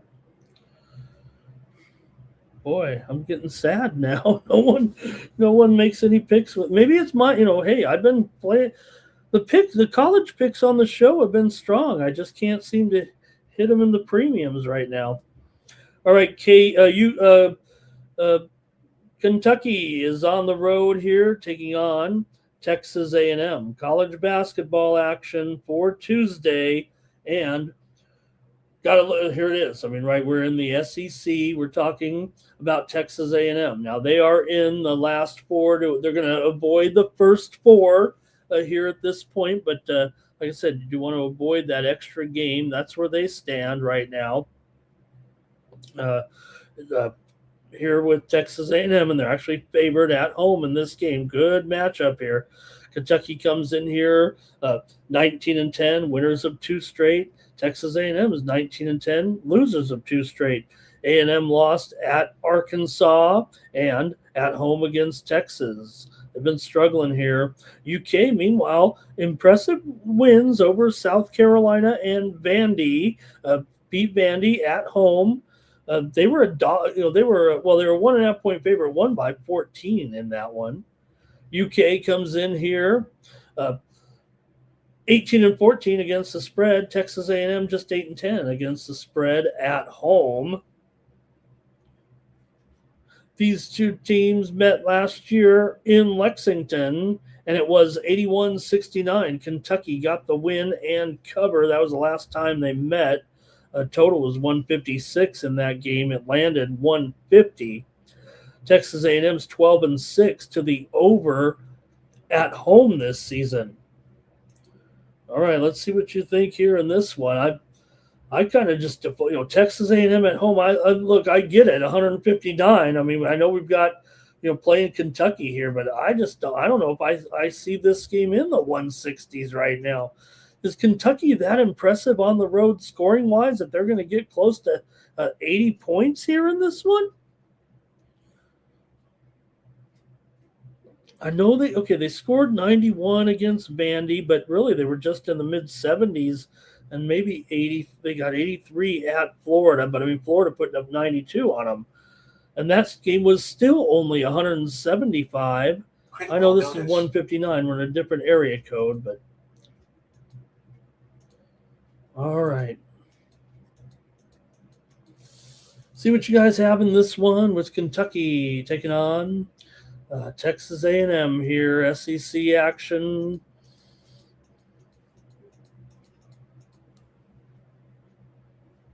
Oops. All right, I'm going to go to the chat here. Nothing from the chat. Timmy Two Shoes on Kentucky. All right.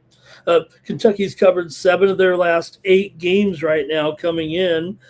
Texas A&M's just 1-6 against the spread in their last 7. I guess that might say it all. Kentucky's won 12 of the last 16 meetings, but is just 3-6 against the spread in the last 9. But, I mean, this is a toss-up. 11 of the last 14 meetings between the two teams have gone over here. Okay, maybe that's supposed to keep me off of it because I want to go under. All right. Usually with these A&M games at home just always seem to be under this type of number here. I'm going with the under in Kentucky and Texas A&M. I'm going to go under. Kentucky's streaking. They probably should win it. Next up. All right, we're checking in on the Miami of Ohio Redhawks. This is what this whole show is all about. We're talking about all these mediocre teams, and then we're talking about 29-0 Miami of Ohio. They're ranked here 19th. They're taking on Toledo. This is no joke here. Toledo's won 3 in a row. They're 16-13 overall. Not terrific, but nobody's an underdog in this. Toledo's 9-3 against the spread as an underdog. 10-4 against the spread on the road. So you do have a team here that maybe could get the money at least against Miami of Ohio. Miami of Ohio finally didn't cover a spread. They struggled actually to beat Western Michigan and needed a spectacular finish to get it done there in that one. So, all right, we're at it here with Miami O. Can they do it again, you guys? Is Miami going to go to 30-0? And we don't want to see them, lose in the regular season. That's for sure. Miami of Ohio's covered 5 of their last 6. They've gone under in 7 of their last 8. Toledo's gone under in 6 of their last 8 games coming into this one. Toledo sometimes has some. They're usually known for a little bit more up tempo in the years past, but not this year. They're 11-16 to the under. Miami of Ohio is 11-2 to the over at home. And they just, it's their pace to dictate, it feels like here. At 162, I know they're expecting it to be a pretty big number there, I guess, huh? All right. Anything in the chat with our undefeated Miami, Ohio Redhawks here? All right. What's the over like? What's the over like at 162? Maybe that's where we got to look here in this one. Maybe to the total here. I don't know. Timmy says he thinks Miami of Ohio will beat these guys up. Yeah. Look, the last game there against Western Michigan, it was on the road. They just played 2 road games again last week, and now they're at home here. Not only that, they're trying to wrap up. Don't let me bury the lead, by the way. They're trying to wrap up the overall conference title. Akron's right on their heels. Akron will play Central Michigan here today. This is the last, next to last game of the season for these teams, so Akron isn't totally done here just yet. Remember, Akron here, they're favorite by 12 at Central Michigan, and then Akron finishes the season against Northern Illinois. They should win that one, but they need Miami of Ohio to lose somewhere. All right, that's it, I guess, from everyone in the chat. I guess I got to make my call. All right. I am going to go here with the over in this one with Toledo and Miami of Ohio. Give me the over, 162.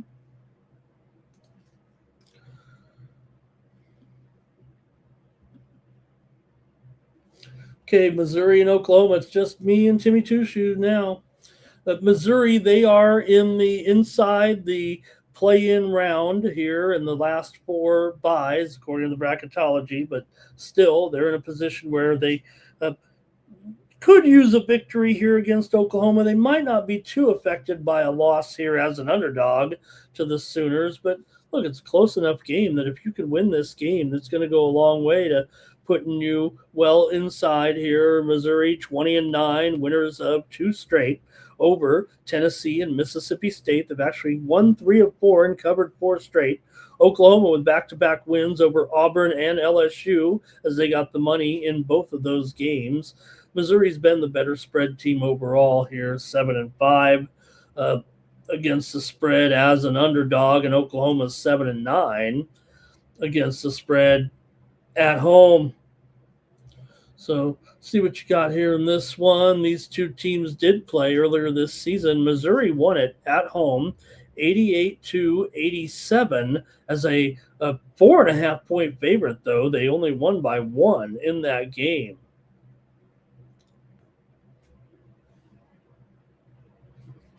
Teams also met, they split last year's games with the home team winning on their home floors. So Missouri comes in here, like I said, a little bit of a cover streak, but they're just 1-6 against the spread in their last 7 meetings with OU. However, they've only met here, OU with both teams joining the SEC. There was a gap of about 4 years. I'm really only relying on the last 3 games here. I think Missouri winning their games at home and Oklahoma winning their game at home last season. 96-84 is a 4.5-point dog in that one. Oklahoma's dropped 11 of 15 here as they've kind of been El Foldo, but again, they did win the last two games overall, so they're playing on a little bit of an upswing here. They're the one that you look at Oklahoma right now, and they're 15 and 14 record. I mean, they're going to they're going to be not in tournament. So Missouri's kind of got the momentum here, but I don't know if they can. I don't know if this is the right matchup necessarily for them. Let's hear from you. Anything in the chat? All right. And Timmy Choo will take Missouri here in this one. Okay. Well, I don't know. I'm kind of going the other way. So let me go with the over here. I'll take the over with Timmy Choo. He likes Missouri, so we'll let him have it. I kind of think Oklahoma's due to pick up a win here, but give me the over in this one with Missouri and Oklahoma at 152.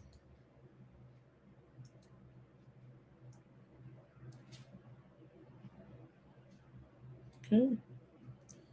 153 now. See, I knew it. 153. All right, I'm still rocking it here in college basketball tonight. Seton Hall and Xavier here in this one, and it's really the team to look at here is Seton Hall. They're in the next 4 out category. They're currently number 75 in the bracketology, in the ESPN bracketology here. So somewhat important game for Seton Hall. The Hall is on the road here in this one, and a slight road favorite against the Musketeers. Xavier comes in 14 and 15. They're not going anywhere this year, but they did win last time out, pulled off of a win against Georgetown. They covered as well, won by 7 as a 4.5-point favorite to stop a 3-game losing streak. Meanwhile, for Seton Hall here, they covered against Connecticut, and eventually, only thing I could do was make a bet on them. I didn't have enough confidence to give out Seton Hall. As confident as I felt on the air that night, I should take Seton Hall. Everything says to take Seton Hall. Boy, the move looks like you're supposed to take Seton Hall. The stats say it takes, and I couldn't do it, but I did bet on them. Anyways, they did get the money in a 4-point loss. They also beat Georgetown, didn't cover, lost to DePaul. So they've been kind of up and down. But the one thing that Seton Hall is 11-2 against the spread on the road. I mean, that's impressive. Now, they're not a great favorite, but again, this is more of a toss-up. Still, they're just 5-5 straight up on the road, although they are 16 and 14 straight up as a favorite, and Xavier is just 4-13 straight up as an underdog. But still, this is a closely rated game.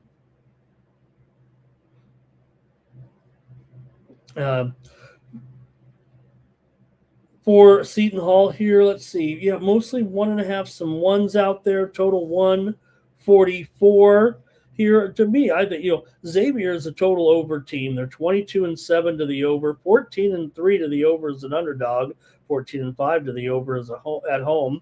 Seton Hall, meanwhile, 10-19 to the under, 7-13 to the under as a favorite, and 5-8 to the under on the road. So what would you do when you got this kind of contrast? Teams already met this season. Seton Hall won at home 86-68. That one went over as Seton Hall got the win at home and an easy cover in that one. So can they beat them again here on the road?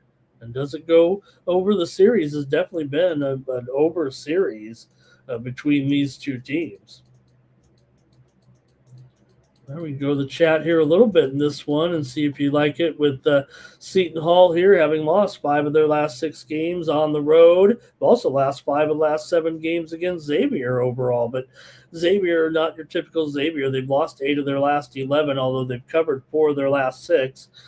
Seton Hall's gone under in 9 of their last 12. As I mentioned, they're kind of the under team overall. But I don't know. When I just think of Xavier in this role, kind of the home conference game, seems like it mostly goes over. This series, like I said, both meetings last year's meeting wasn't over as well, but The totals were a little bit lower in the previous meetings between these two teams. All right. I'm going to go over in this one. Xavier, let's look at some of these games here of late. Georgetown game was 175 points. Providence game was 178 points. Butler game 155 points. Villanova game 181 points. And the Marquette game was 184 points. I'm going to go over in this one. I know that Seton Hall is a big time, they're an under team and they're the better team. Maybe it is supposed to, but wouldn't that mean that Seton Hall is going to be able to produce some offense here in this one? Seton Hall games are going, they're under City here of late. They did go over in the Connecticut game, but that one is that was a 130.5 total. But the Georgetown game had only 98 points. The DePaul game had only 120. I'm going over still. Give me the over in this one. Critical notice. All right, Timmy might go over. Maybe like Xavier here.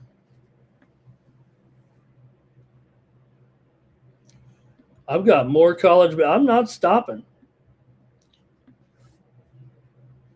Nobody said.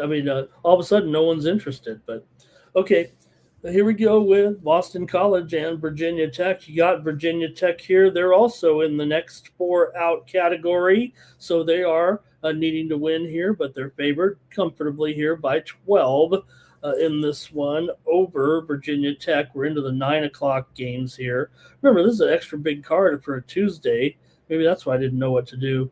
Boston College 10-19, Virginia Tech 18-11, but it is a big game for Virginia Tech.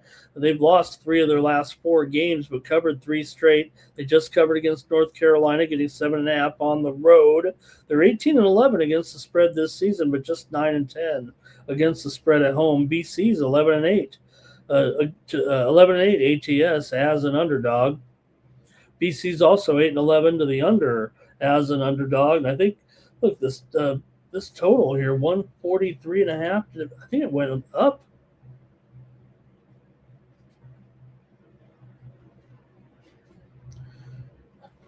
Yeah, mostly was 140-ish here or so. 140, 141.5. It's only gone up here in this one for sure. It's gone up quite a bit here, actually. I think I got to go over. I think this is a market chaser here. I think you got to get over in this game. These two teams have not yet met this season, but BC won last year. Hold on, 54-36. What did they call the game off at halftime?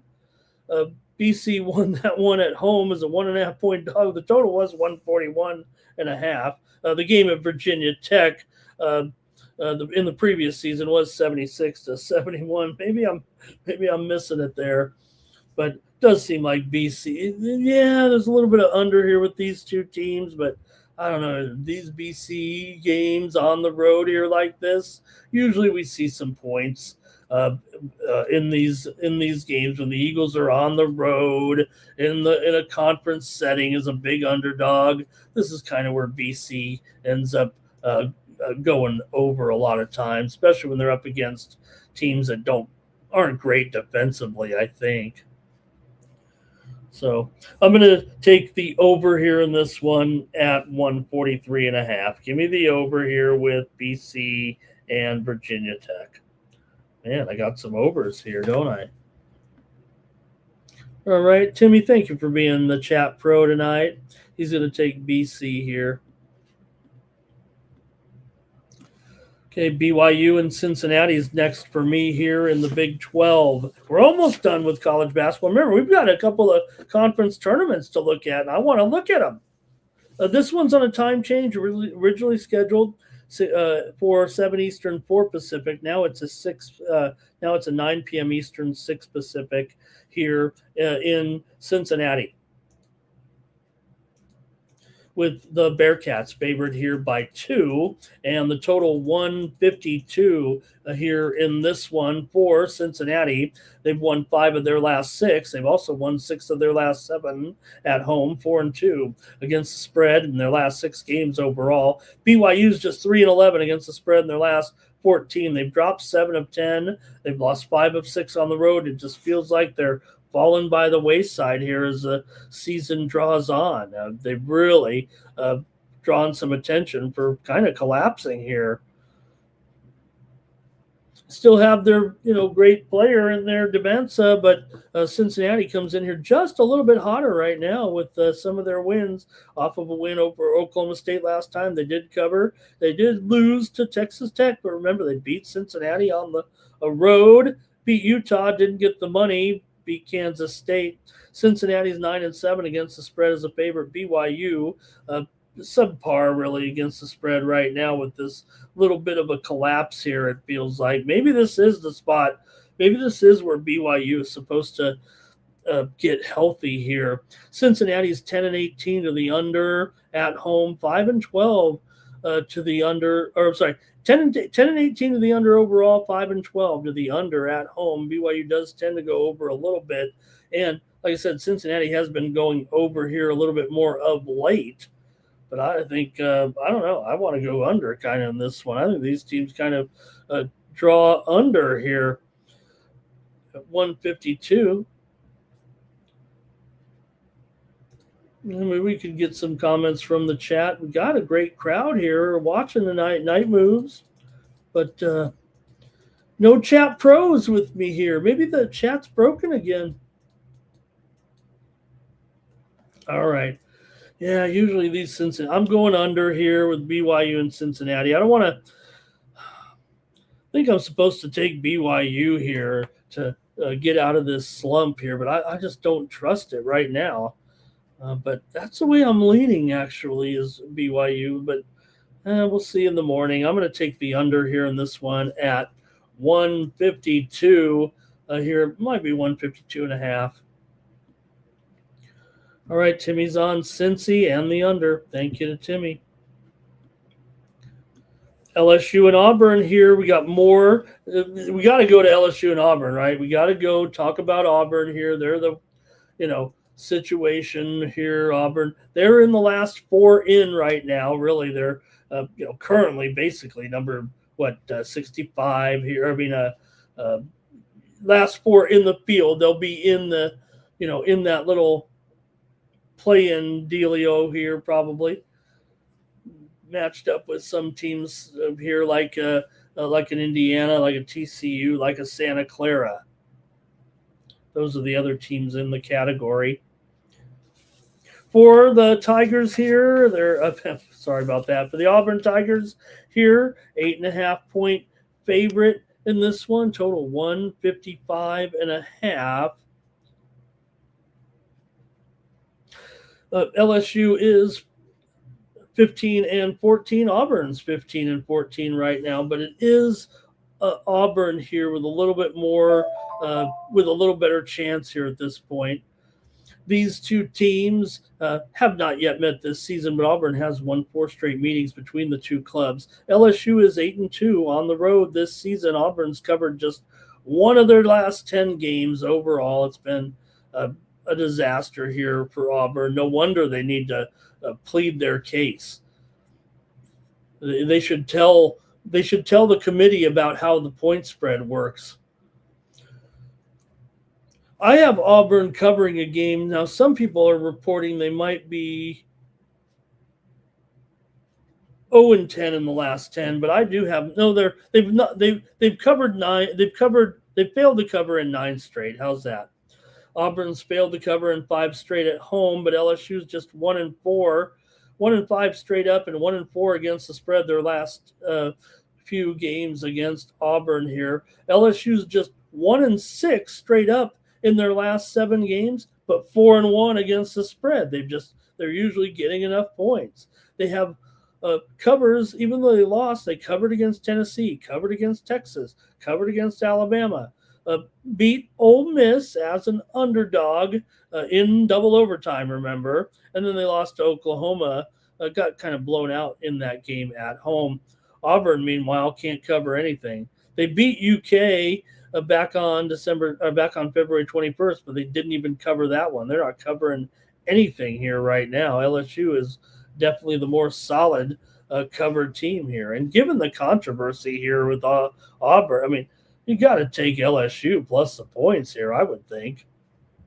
Yeah, they don't do well in this series, but Auburn seems to be going backwards. LSU is at least covering spreads. They're usually getting enough points. I'm going to take the LSU Tigers here plus 8. The total here, it says 155. Yeah, 155 and a half or so right now. It's only going down. It's only going down. I think it's probably going to even go down further. It's just that Auburn, these home night conference games, I've seen them so, usually it's a pretty high scorer, Auburn at home in this role. But, all right, we got to keep it moving here. I've made my pick, so no reason to lament. But Auburn, in some of these games right now, look at this, 164 against Ole Miss, 170 with Oklahoma, 149 with the UK, but that was the game they won. It went under. 176 against Mississippi State, 163 against Arkansas. So, all right, I'm going to take LSU. All right, Mr. Weskers is on LSU. Timmy Chushu says LSU can stay in there. All right, and Pete Rose. Remember, there was a time Pete Rose was actually getting into some touting. Remember, he was a radio host, Pete Rose. All right, here we go. Next up, well, let's go to the tournament action here with the Sun Belt Conference. We're playing this one at a neutral site with Georgia State taking on UL Lafayette in the first game here with Georgia State coming in 10-21, UL Lafayette 10-21 here, first round game at Pensacola, Florida.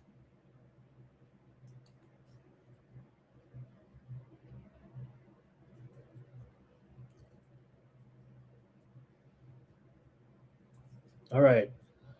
Let's get ready for some tournament action here right now. Georgia State comes in having lost 3 straight games.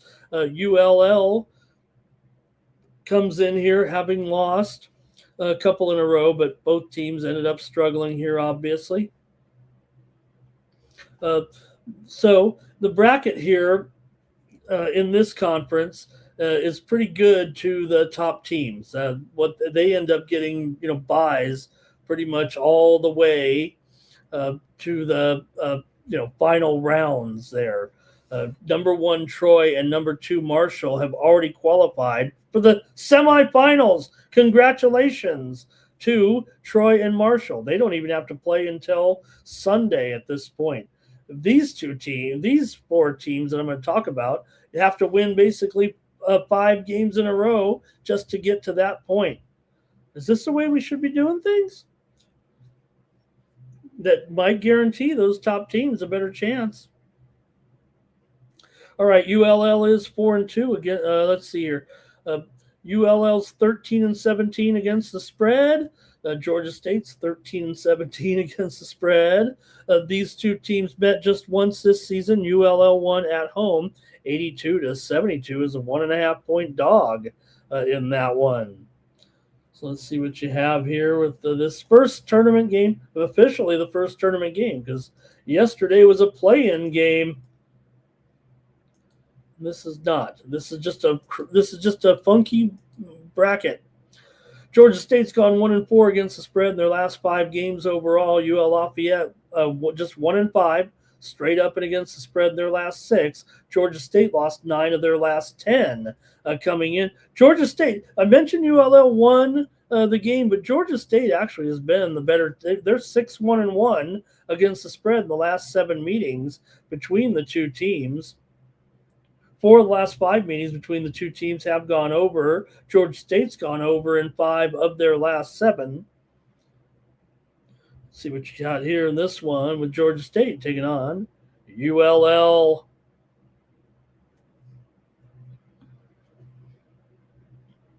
All right, and we've got, hey, Jack Kush King says, let's, Ramon, please Please, no more basketball. How many games can you do?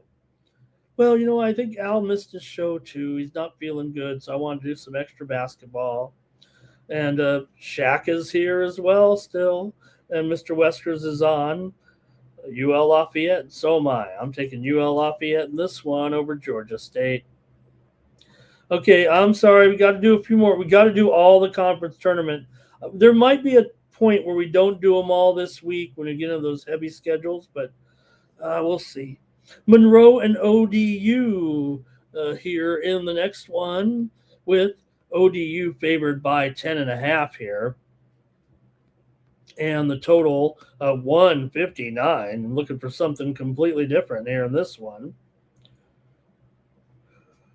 For Old Dominion here, they come in with 11-20 record. Monroe, of course, 4-27.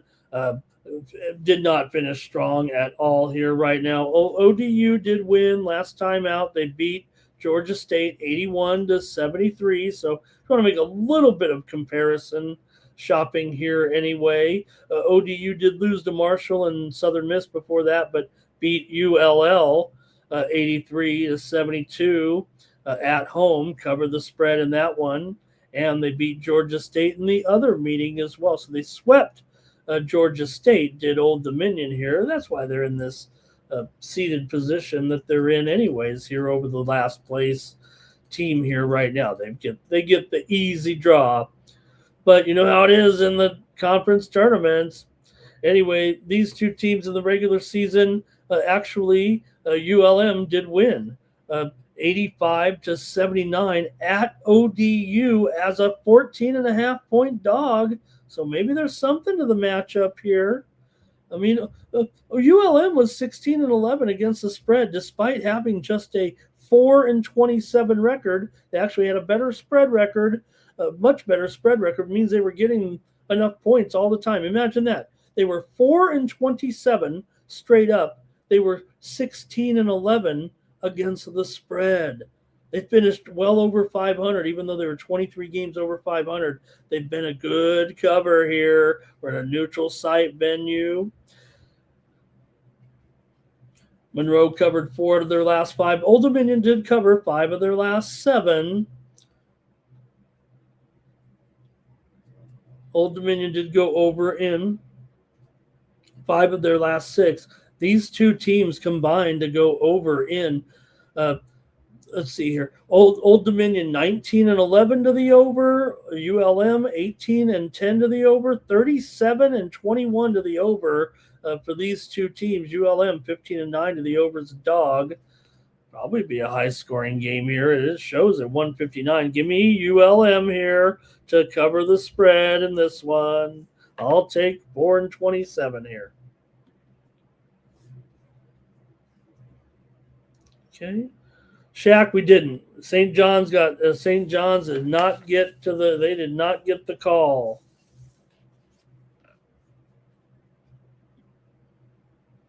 Okay, Old Dominion here for Mr. Wesker. And Timmy Chushu says they can turn it on and cover the spread here.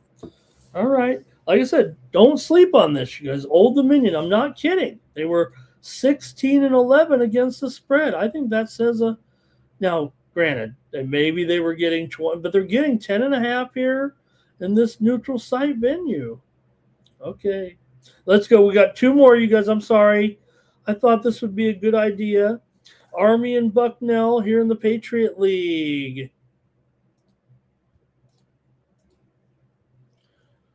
Bucknell favored here by 2.5. Total 146 here in this one.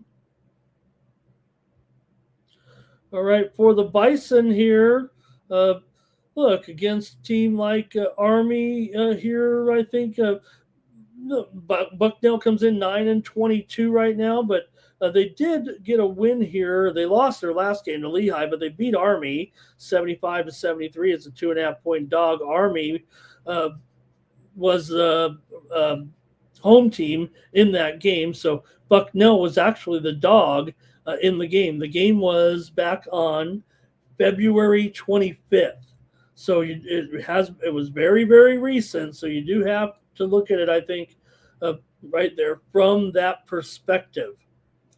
They just, it was basically a week ago.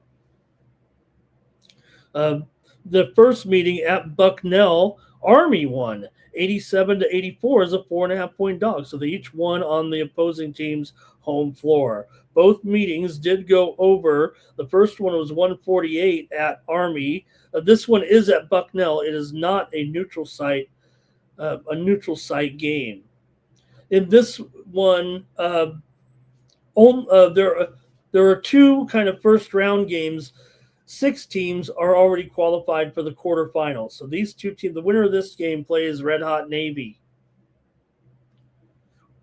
Army's 8-6 against the spread on the road. Bucknell just 5-9 against the spread at home. But like I said, Bucknell is a team that has earned the right here to play the game at home after all.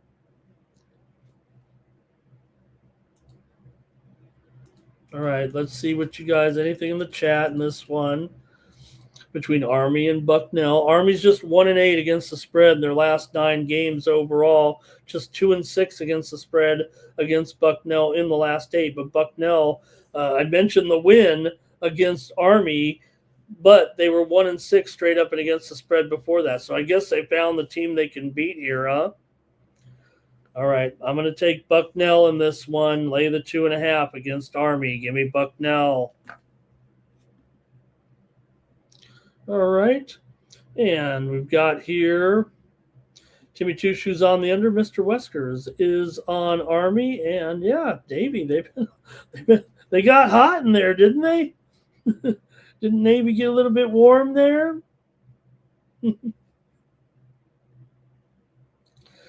Yeah, Navy finishing strong. They're only 25-6 this year, right? Are they the number one? I forget now. Yeah, they won it. Yeah, they're the number 1 seed. All right. Next up, one more here. The last game. Holy Cross and Lafayette. And Lafayette's at home here, favored by 3.5, total 141.5, Patriot League. Winner will play second place, Lehigh. Holy Cross comes in here 10-21. Lafayette comes in here 11-20. Lafayette might have the UL Lafayette parlay. Lafayette just 4-10 against the spread at home. Holy Cross does have a few covers in here, but not of late. They covered against Bucknell on the road, but really did kind of struggle down the stretch here. Holy Cross just 2-11 straight up in their last 13, 1-4 against the spread in their last 5. They've lost 9 of the last 10 to Lafayette and gone 2-8 against the spread against them. So they may have ended up right there at the bottom of the standings, but Lafayette dominates this team. They've won 7 straight at home against them. Holy Cross did beat them last year in a regular season meeting at home, but it's been all Lafayette in this series, and I've got to take them here at home to blow out Holy Cross, actually. I'm going to take UL Lafayette in this one, and that's it for college basketball. I had to go fast. All right. Let's go to the National Hockey League. You guys have been so patient waiting on me to go through all those games.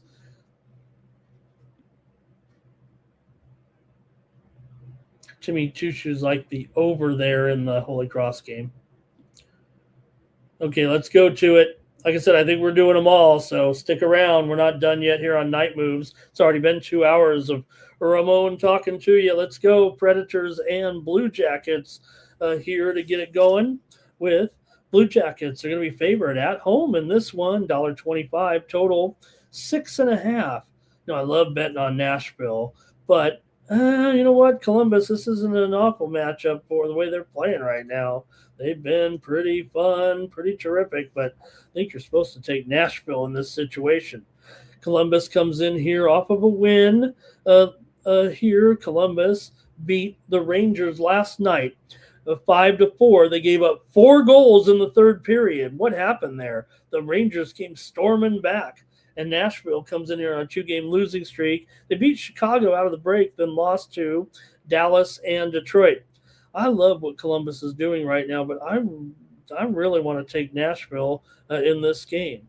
Nashville won the first meeting, I think, between these two teams, 2-1. And man, I want to take Nashville. I spelled Annanen wrong there on the screen, by the way. And I think Jet Greaves in here in goal. Let's see what's going on with the goalie computer here.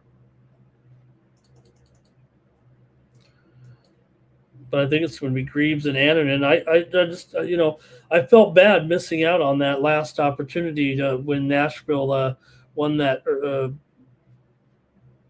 What happened in that game, that Dallas game? Oh, in overtime. That's right. I was lamenting it at first because I was like, oh my gosh, they are going to beat them. But I think I am going to take here. It could be. Now, some sites are listing Sarish and Merzlikins, but I think I've got it as Annanen and Greaves here. I'm going to take Nashville. I'm going to take the Predators on the road here in this one. I don't know if I have Nashville has been winning most of the games in this series. Maybe I could draw a little bit from that. Yes, Columbus did win last year at home 8-4 against Nashville. And Nashville just 15-27 as a dog. Columbus is a terrific favorite here, of course, but I think I'm going the other way. Let's go to the chat. Tell me why I'm wrong. Okay, here we go. Preds for Timmy Two Shoes.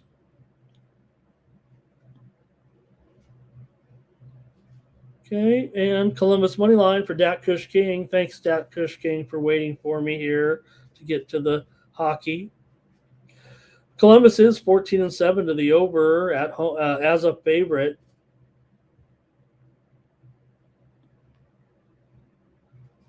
Okay, great. Yeah. Okay, so Sarish was in there in that Detroit game. Yeah, the 4-2 loss for Nashville. And yeah, so I think you're right. It's great. Great job there. Great job, Timmy. All right, I'm taking the Predators. I'm gonna buck these trends. I love Columbus right now. I'm gonna take Nashville in this one. Golden Knights taking on the Sabres here. Come on, what? $1.25. Now look, I know, hey, Vegas, they've lost 2 in a row here. Whenever they go, on the road here to the East Coast, whatever's going on, they just seem to be having problems here of late right now. Vegas coming in here off of losses to Washington, and then they looked terrible there the other night against Pittsburgh, and they're going to be in for it here, it feels like. Vegas has lost 7 of their last 10. They've lost 4 of the last 5 against Buffalo, lost 5 of the last 6 trips here. Buffalo's won 9 of 12, famously on fire here right now, again out of the break. 3 straight wins over New Jersey, Florida, and Tampa Bay. I'd usually say that looks like a good winning streak, but 2 of those teams are last place teams still. Still New Jersey, Florida, and Tampa Bay, of course, is in first place. They hammered Tampa Bay 6-2. Buffalo's gone over in 7 of their last 9 at home here. They're 15-10 to the over as a favorite. BGK's over in 6 of their last 9 coming in. I've got the Buffalo Sabres here. Come on. Buffalo, baby. This team has been amazing right now. Look, Vegas is still going to be there in the Western Conference here, but I'm going to take Buffalo. Is the goalie of the Sabres here really named Saber? What do I have there, and what is wrong with this? What is wrong with my scoreboard back here? We've died here.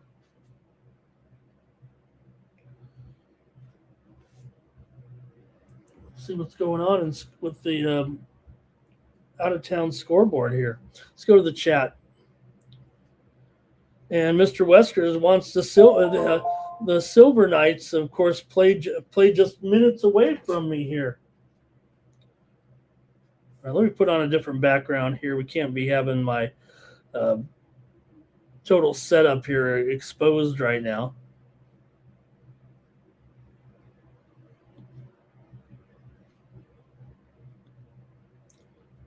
I don't know. why the out of town scoreboard is malfunctioning here.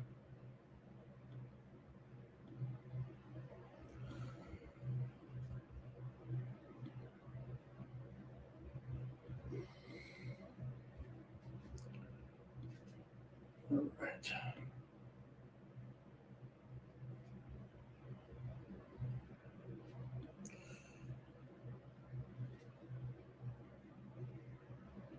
All right, that'll do for now. Maybe the show was too long. All right, I'm taking the Sabres here. And by the way, the goalie, who do I have in here? Sabre. Alex Lyon. I wonder if I just made it up or. All right, I'm going with the Sabres here in this one. Comments from the chat. Buffalo for Jermaine. Jermaine for Mr. Whiskers. All right. Sabres are killers. And Timmy did say VGK there. Look, I still think VGK. I mean, I still think they're the better team of the two. But this Buffalo situation it seems to be continuing right out of it, right out of the break. Okay, next up.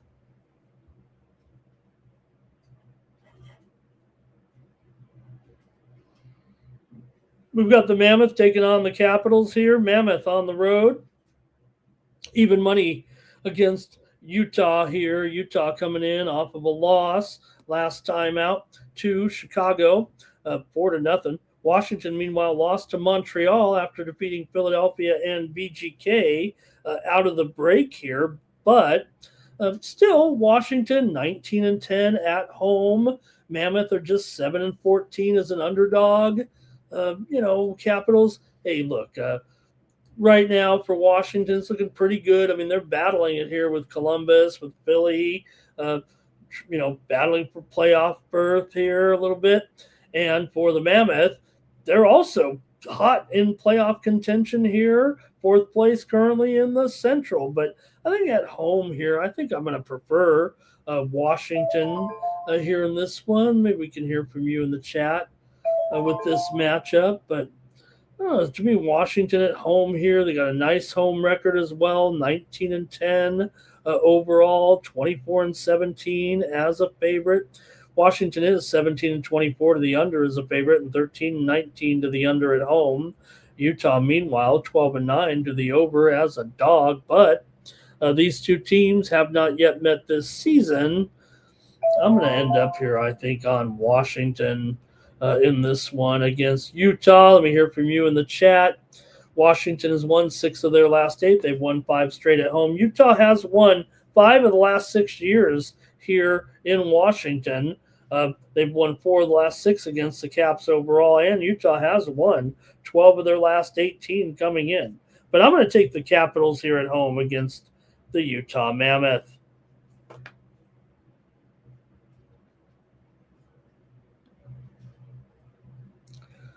All right, and next up, we better cook it here a little bit. Penguins and Bruins with Skinner and Swayman here in this one for Pittsburgh. They come in here 31-15-13. Boston 32-21-5.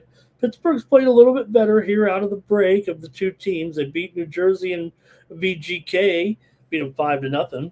Lost to the Rangers on the road. For Boston, meanwhile, they've lost here against Philadelphia 3-1 last time out. They opened with a win over Columbus. They've only had 2 games so far out of the Olympic break. Boston's 22-8 at home, but Pittsburgh's 16-7 on the road. They're also not a terrible dog, 16-16 overall. Boston 13-16 as a favorite.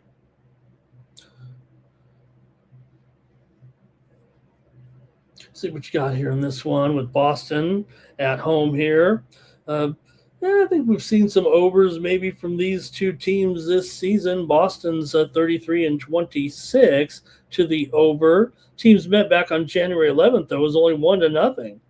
Boston won that one at home against Pittsburgh.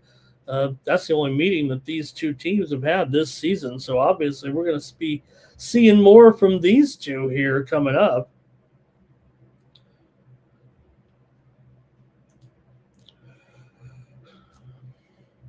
Boston here has won. Let's see. 5 of the last 6 meetings between these two teams right now. Boston's won 10 straight at home. Pittsburgh, though, 8-3, straight up on the road. They've won 9 of the last 12 overall. So both teams were pretty hefty here. Looking good. Boston, though, like I said, has kind of owned the series a little bit between these two. I'm going to take the Boston Bruins at home here on Night Moves. Give me Boston. All right. Jermaine's on Boston money line, and maybe it'll go overtime. Mr. Westers is always looking to fade Skinner.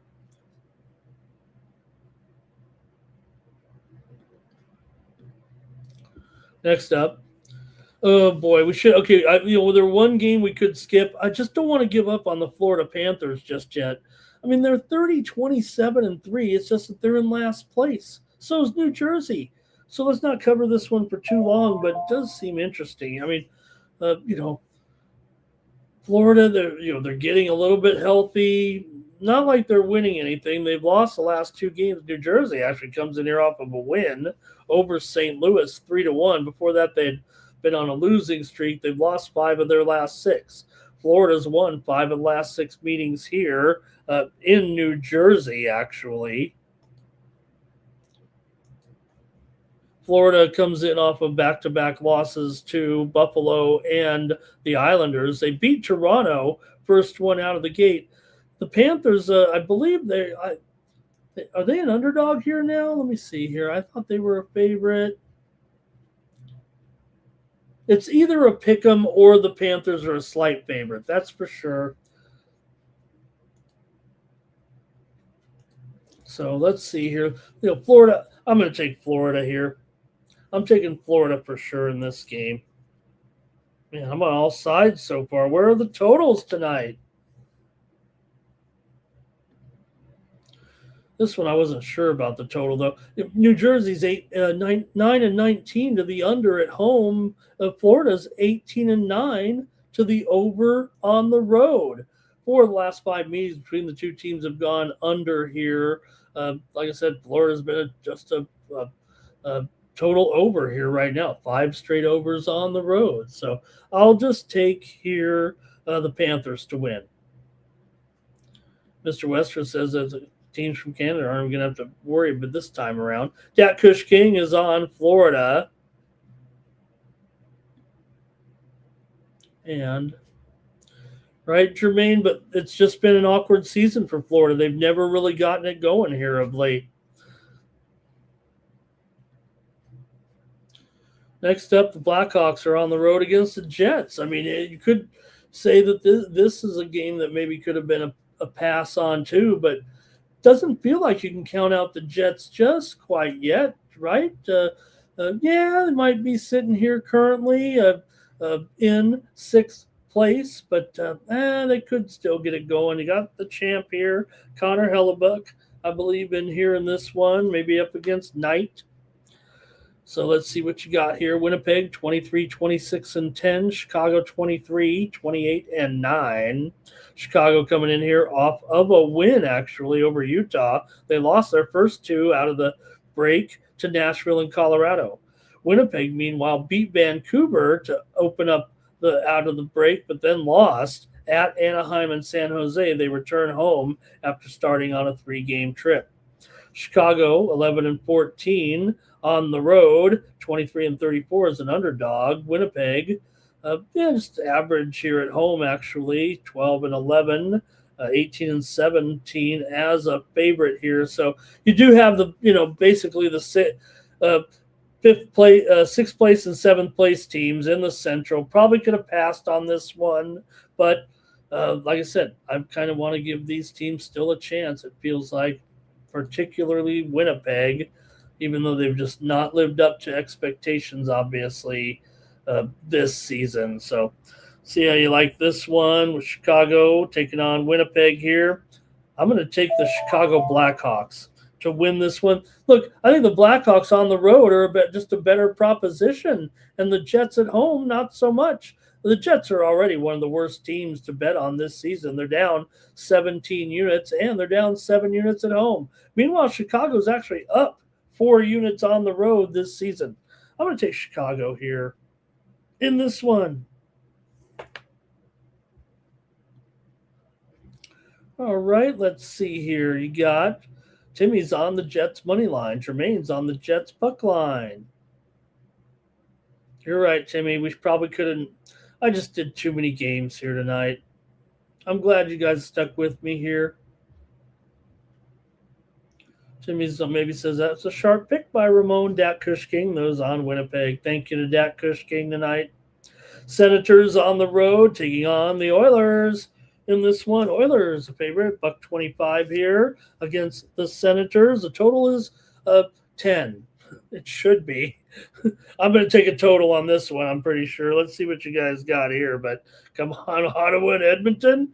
The total is 6.5. It's actually, is it shaded to the under here? I got it 6.5 flat on the screen, but no, it's 6.5 over. Let me at least make it shaded to the over, because this one may be 7 tomorrow, guys. You might want to, I think it's going to be over City here. Ottawa comes in off of a win, 5-2 at Toronto. They're 1-1 out of the break. Edmonton is 1-2 out of the break. The only game they won was against LA.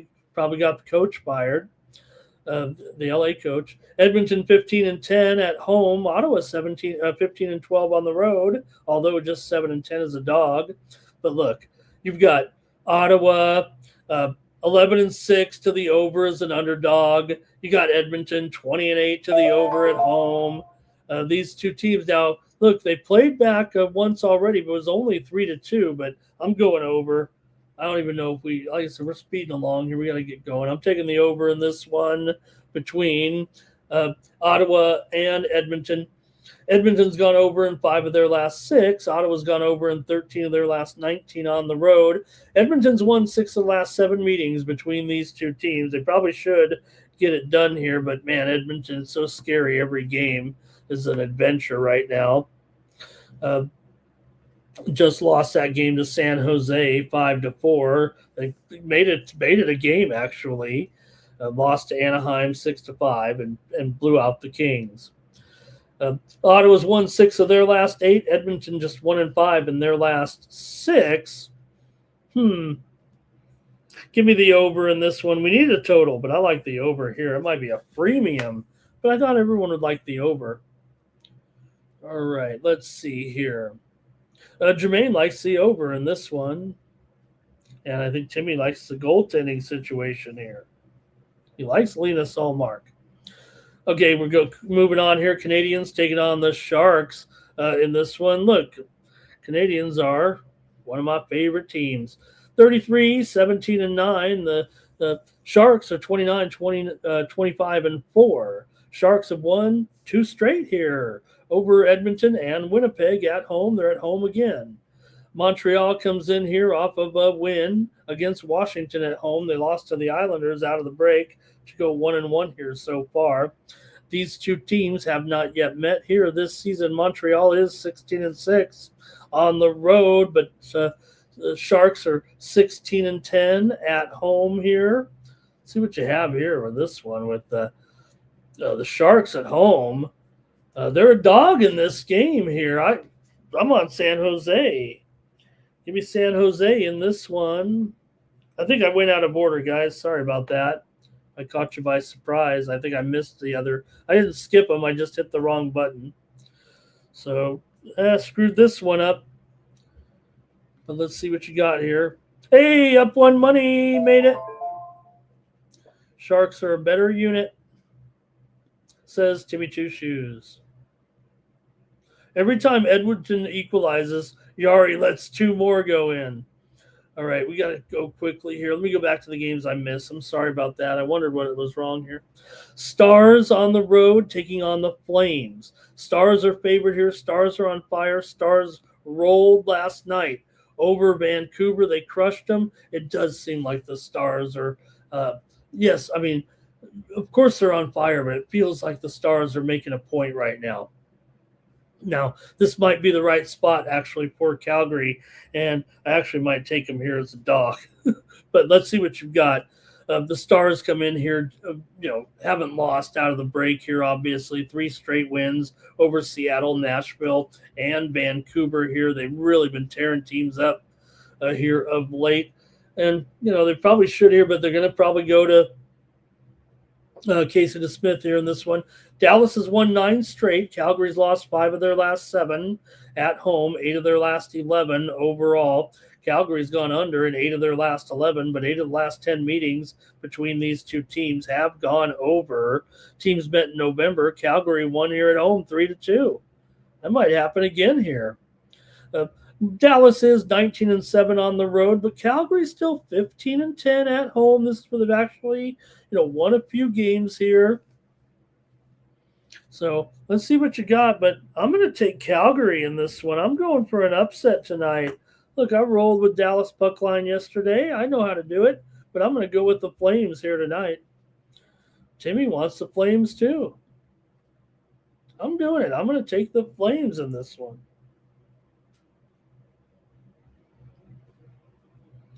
Let's keep it moving here right now. The show's almost over. Man, are we really going to be here for 2.5 hours tonight? Thank you for joining me on Night Moves. Lightning and Wild here. It's a great sports betting day. Lightning and Wild, Vasilevsky here, and the Wall of St. Paul. Both teams have lost 2 straight here right now. Tampa Bay beat Toronto to open up after the break, but then lost to Carolina and Buffalo. Meanwhile, Minnesota beat Colorado, but then they lost to Utah and St. Louis here. So let's see how this one goes with these two teams right now. You do have Tampa Bay coming in here having won 16 of their last 20, 9 of their last 12 on the road. They've actually lost 9 of the last 13 games to Minnesota overall, but Minnesota's won 11 of the last 12 home games against this team at home. So weird there that Tampa Bay, just 4-9 in their last 13 against them, but 1-11 here. So let me see. So that means Tampa Bay's won. Yeah, okay. They were on a 3-game winning streak against the Wild until last season when Minnesota won them both. Okay, I got you there now. I think that makes more sense. So, man, you're getting Minnesota as a dog. Now, Tampa Bay has been hot. There's no doubt. This team is on fire here. They're also 19-6 on the road here right now. But Minnesota 17-7 at home. Tampa Bay also 26-22 to the over as a favorite. Minnesota 15-10 to the over as a dog. Minnesota's gone over in 14 of their last 16, including 7 of their last 9 at home. I'm going to take the over here, but I think you know who I might be on the side, but I didn't take a lot of totals on this show like I usually do. That's because we've been hitting some totals. I probably should just play all totals premiums. Okay, give me the over in this one at 6 over minus 120 with Tampa Bay and Minnesota here tonight. The last 3 games between these two teams have averaged 8 goals. Okay. Cup preview. Okay. Over for Timmy. I think we're at the end of the show, actually. I think there's only 1 game left, and it's the Avalanche and the Ducks. Wow. Thank you for joining me here on an extended edition of Night Moves here on the Tony's Picks YouTube channel, the 53,000 subscriber juggernaut.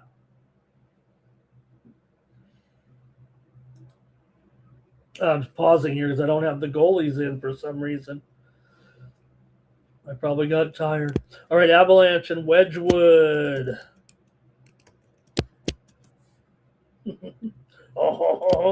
Up against Luke Dostal here for the Ducks. Take a look at this one. Man, what another good game. Good hockey card. Great hockey card. Who we kidding? All right, man, the Avalanche, $1.50 here. Haven't they heard of the Anaheim Ducks? Wish they were still the Mighty Ducks. Come on.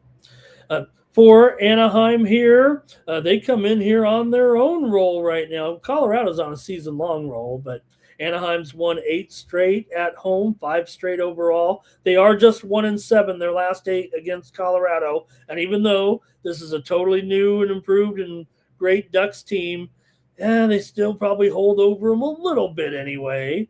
But when the teams met back in January in Colorado, that's when Anaheim got that 1 win. So watch out. Colorado's won 4 straight, 10 of their last 15 on the road here right now. You know who we're on, but I might have to go to the total here. It might be too easy. Let's see what you guys got here in this one. Anaheim at home is just such a juggernaut with their scoring. They're 19-10 to the over, but Colorado still kind of a solid under overall here, but let's see what you got in this one. Maybe I'll take a total here. Let's see. I think I want to take the Ducks. Dostal's an over. Jermaine's going over here, I think, as well. I'm going to take the Ducks at home. Come on, give me the Ducks. But I think the over might be a premium for me. I took a lot of sides there on that card. That's it. You guys, we got to go. Come on. Thank you so much, everyone, for being here on the Tony's Picks YouTube channel tonight and listening to me basically preview 35 games. Or well, maybe it was more than that. We'll be back tomorrow with more night moves. We'll get ready for more conference tournament action. We'll kind of shift the focus to conference tournaments, and we're not going to have 10 games in the NBA and NHL every night. So really appreciate it. Really thanks to Tony, too, for letting me talk this long on his channel. Hopefully the algorithm doesn't go crazy. But stay tuned. We got some big things planned here on the Tony's Picks YouTube channel, one of which might be trying to get Ramon a new out-of-town scoreboard. So, all right, that's going to do it here for the show. Got 50 of you in here. I don't want to leave you here and got your attention. I will go over to Tony'sPicks.com and use the promo code TonyT at checkout. Save 15% off the premium pick packages, including mine. There you see my records so far in the various sports at Tony's Picks. Look, there's some great cappers on this site. They're probably all better than me. But if you look at the diversity of my card, I think that's where I excel the most. I think if I had to pick myself over the guys a little bit, maybe it's on the whole landscape of sports betting. There's some guys who really tear it up in some sports, some specific sports and groups of sports as well. They've got those great records. But look, I get it done in a lot of sports. That's my favorite thing to do, is look at some of these minor sports as well. One thing I like, I sit here and read off these trends and standings and numbers, and really most of my handicapping comes off of reading the stories of the games from the beat writers, to be honest with you. All right, that's going to do it here for the show. Make sure you head on over there to Tony'sPicks.com. Use the promo code TonyT at checkout. Thanks so much, everybody, for joining me here on Night Moves. We'll be back tomorrow from Las Vegas. I'm Ramon Scott. So long from Night Moves.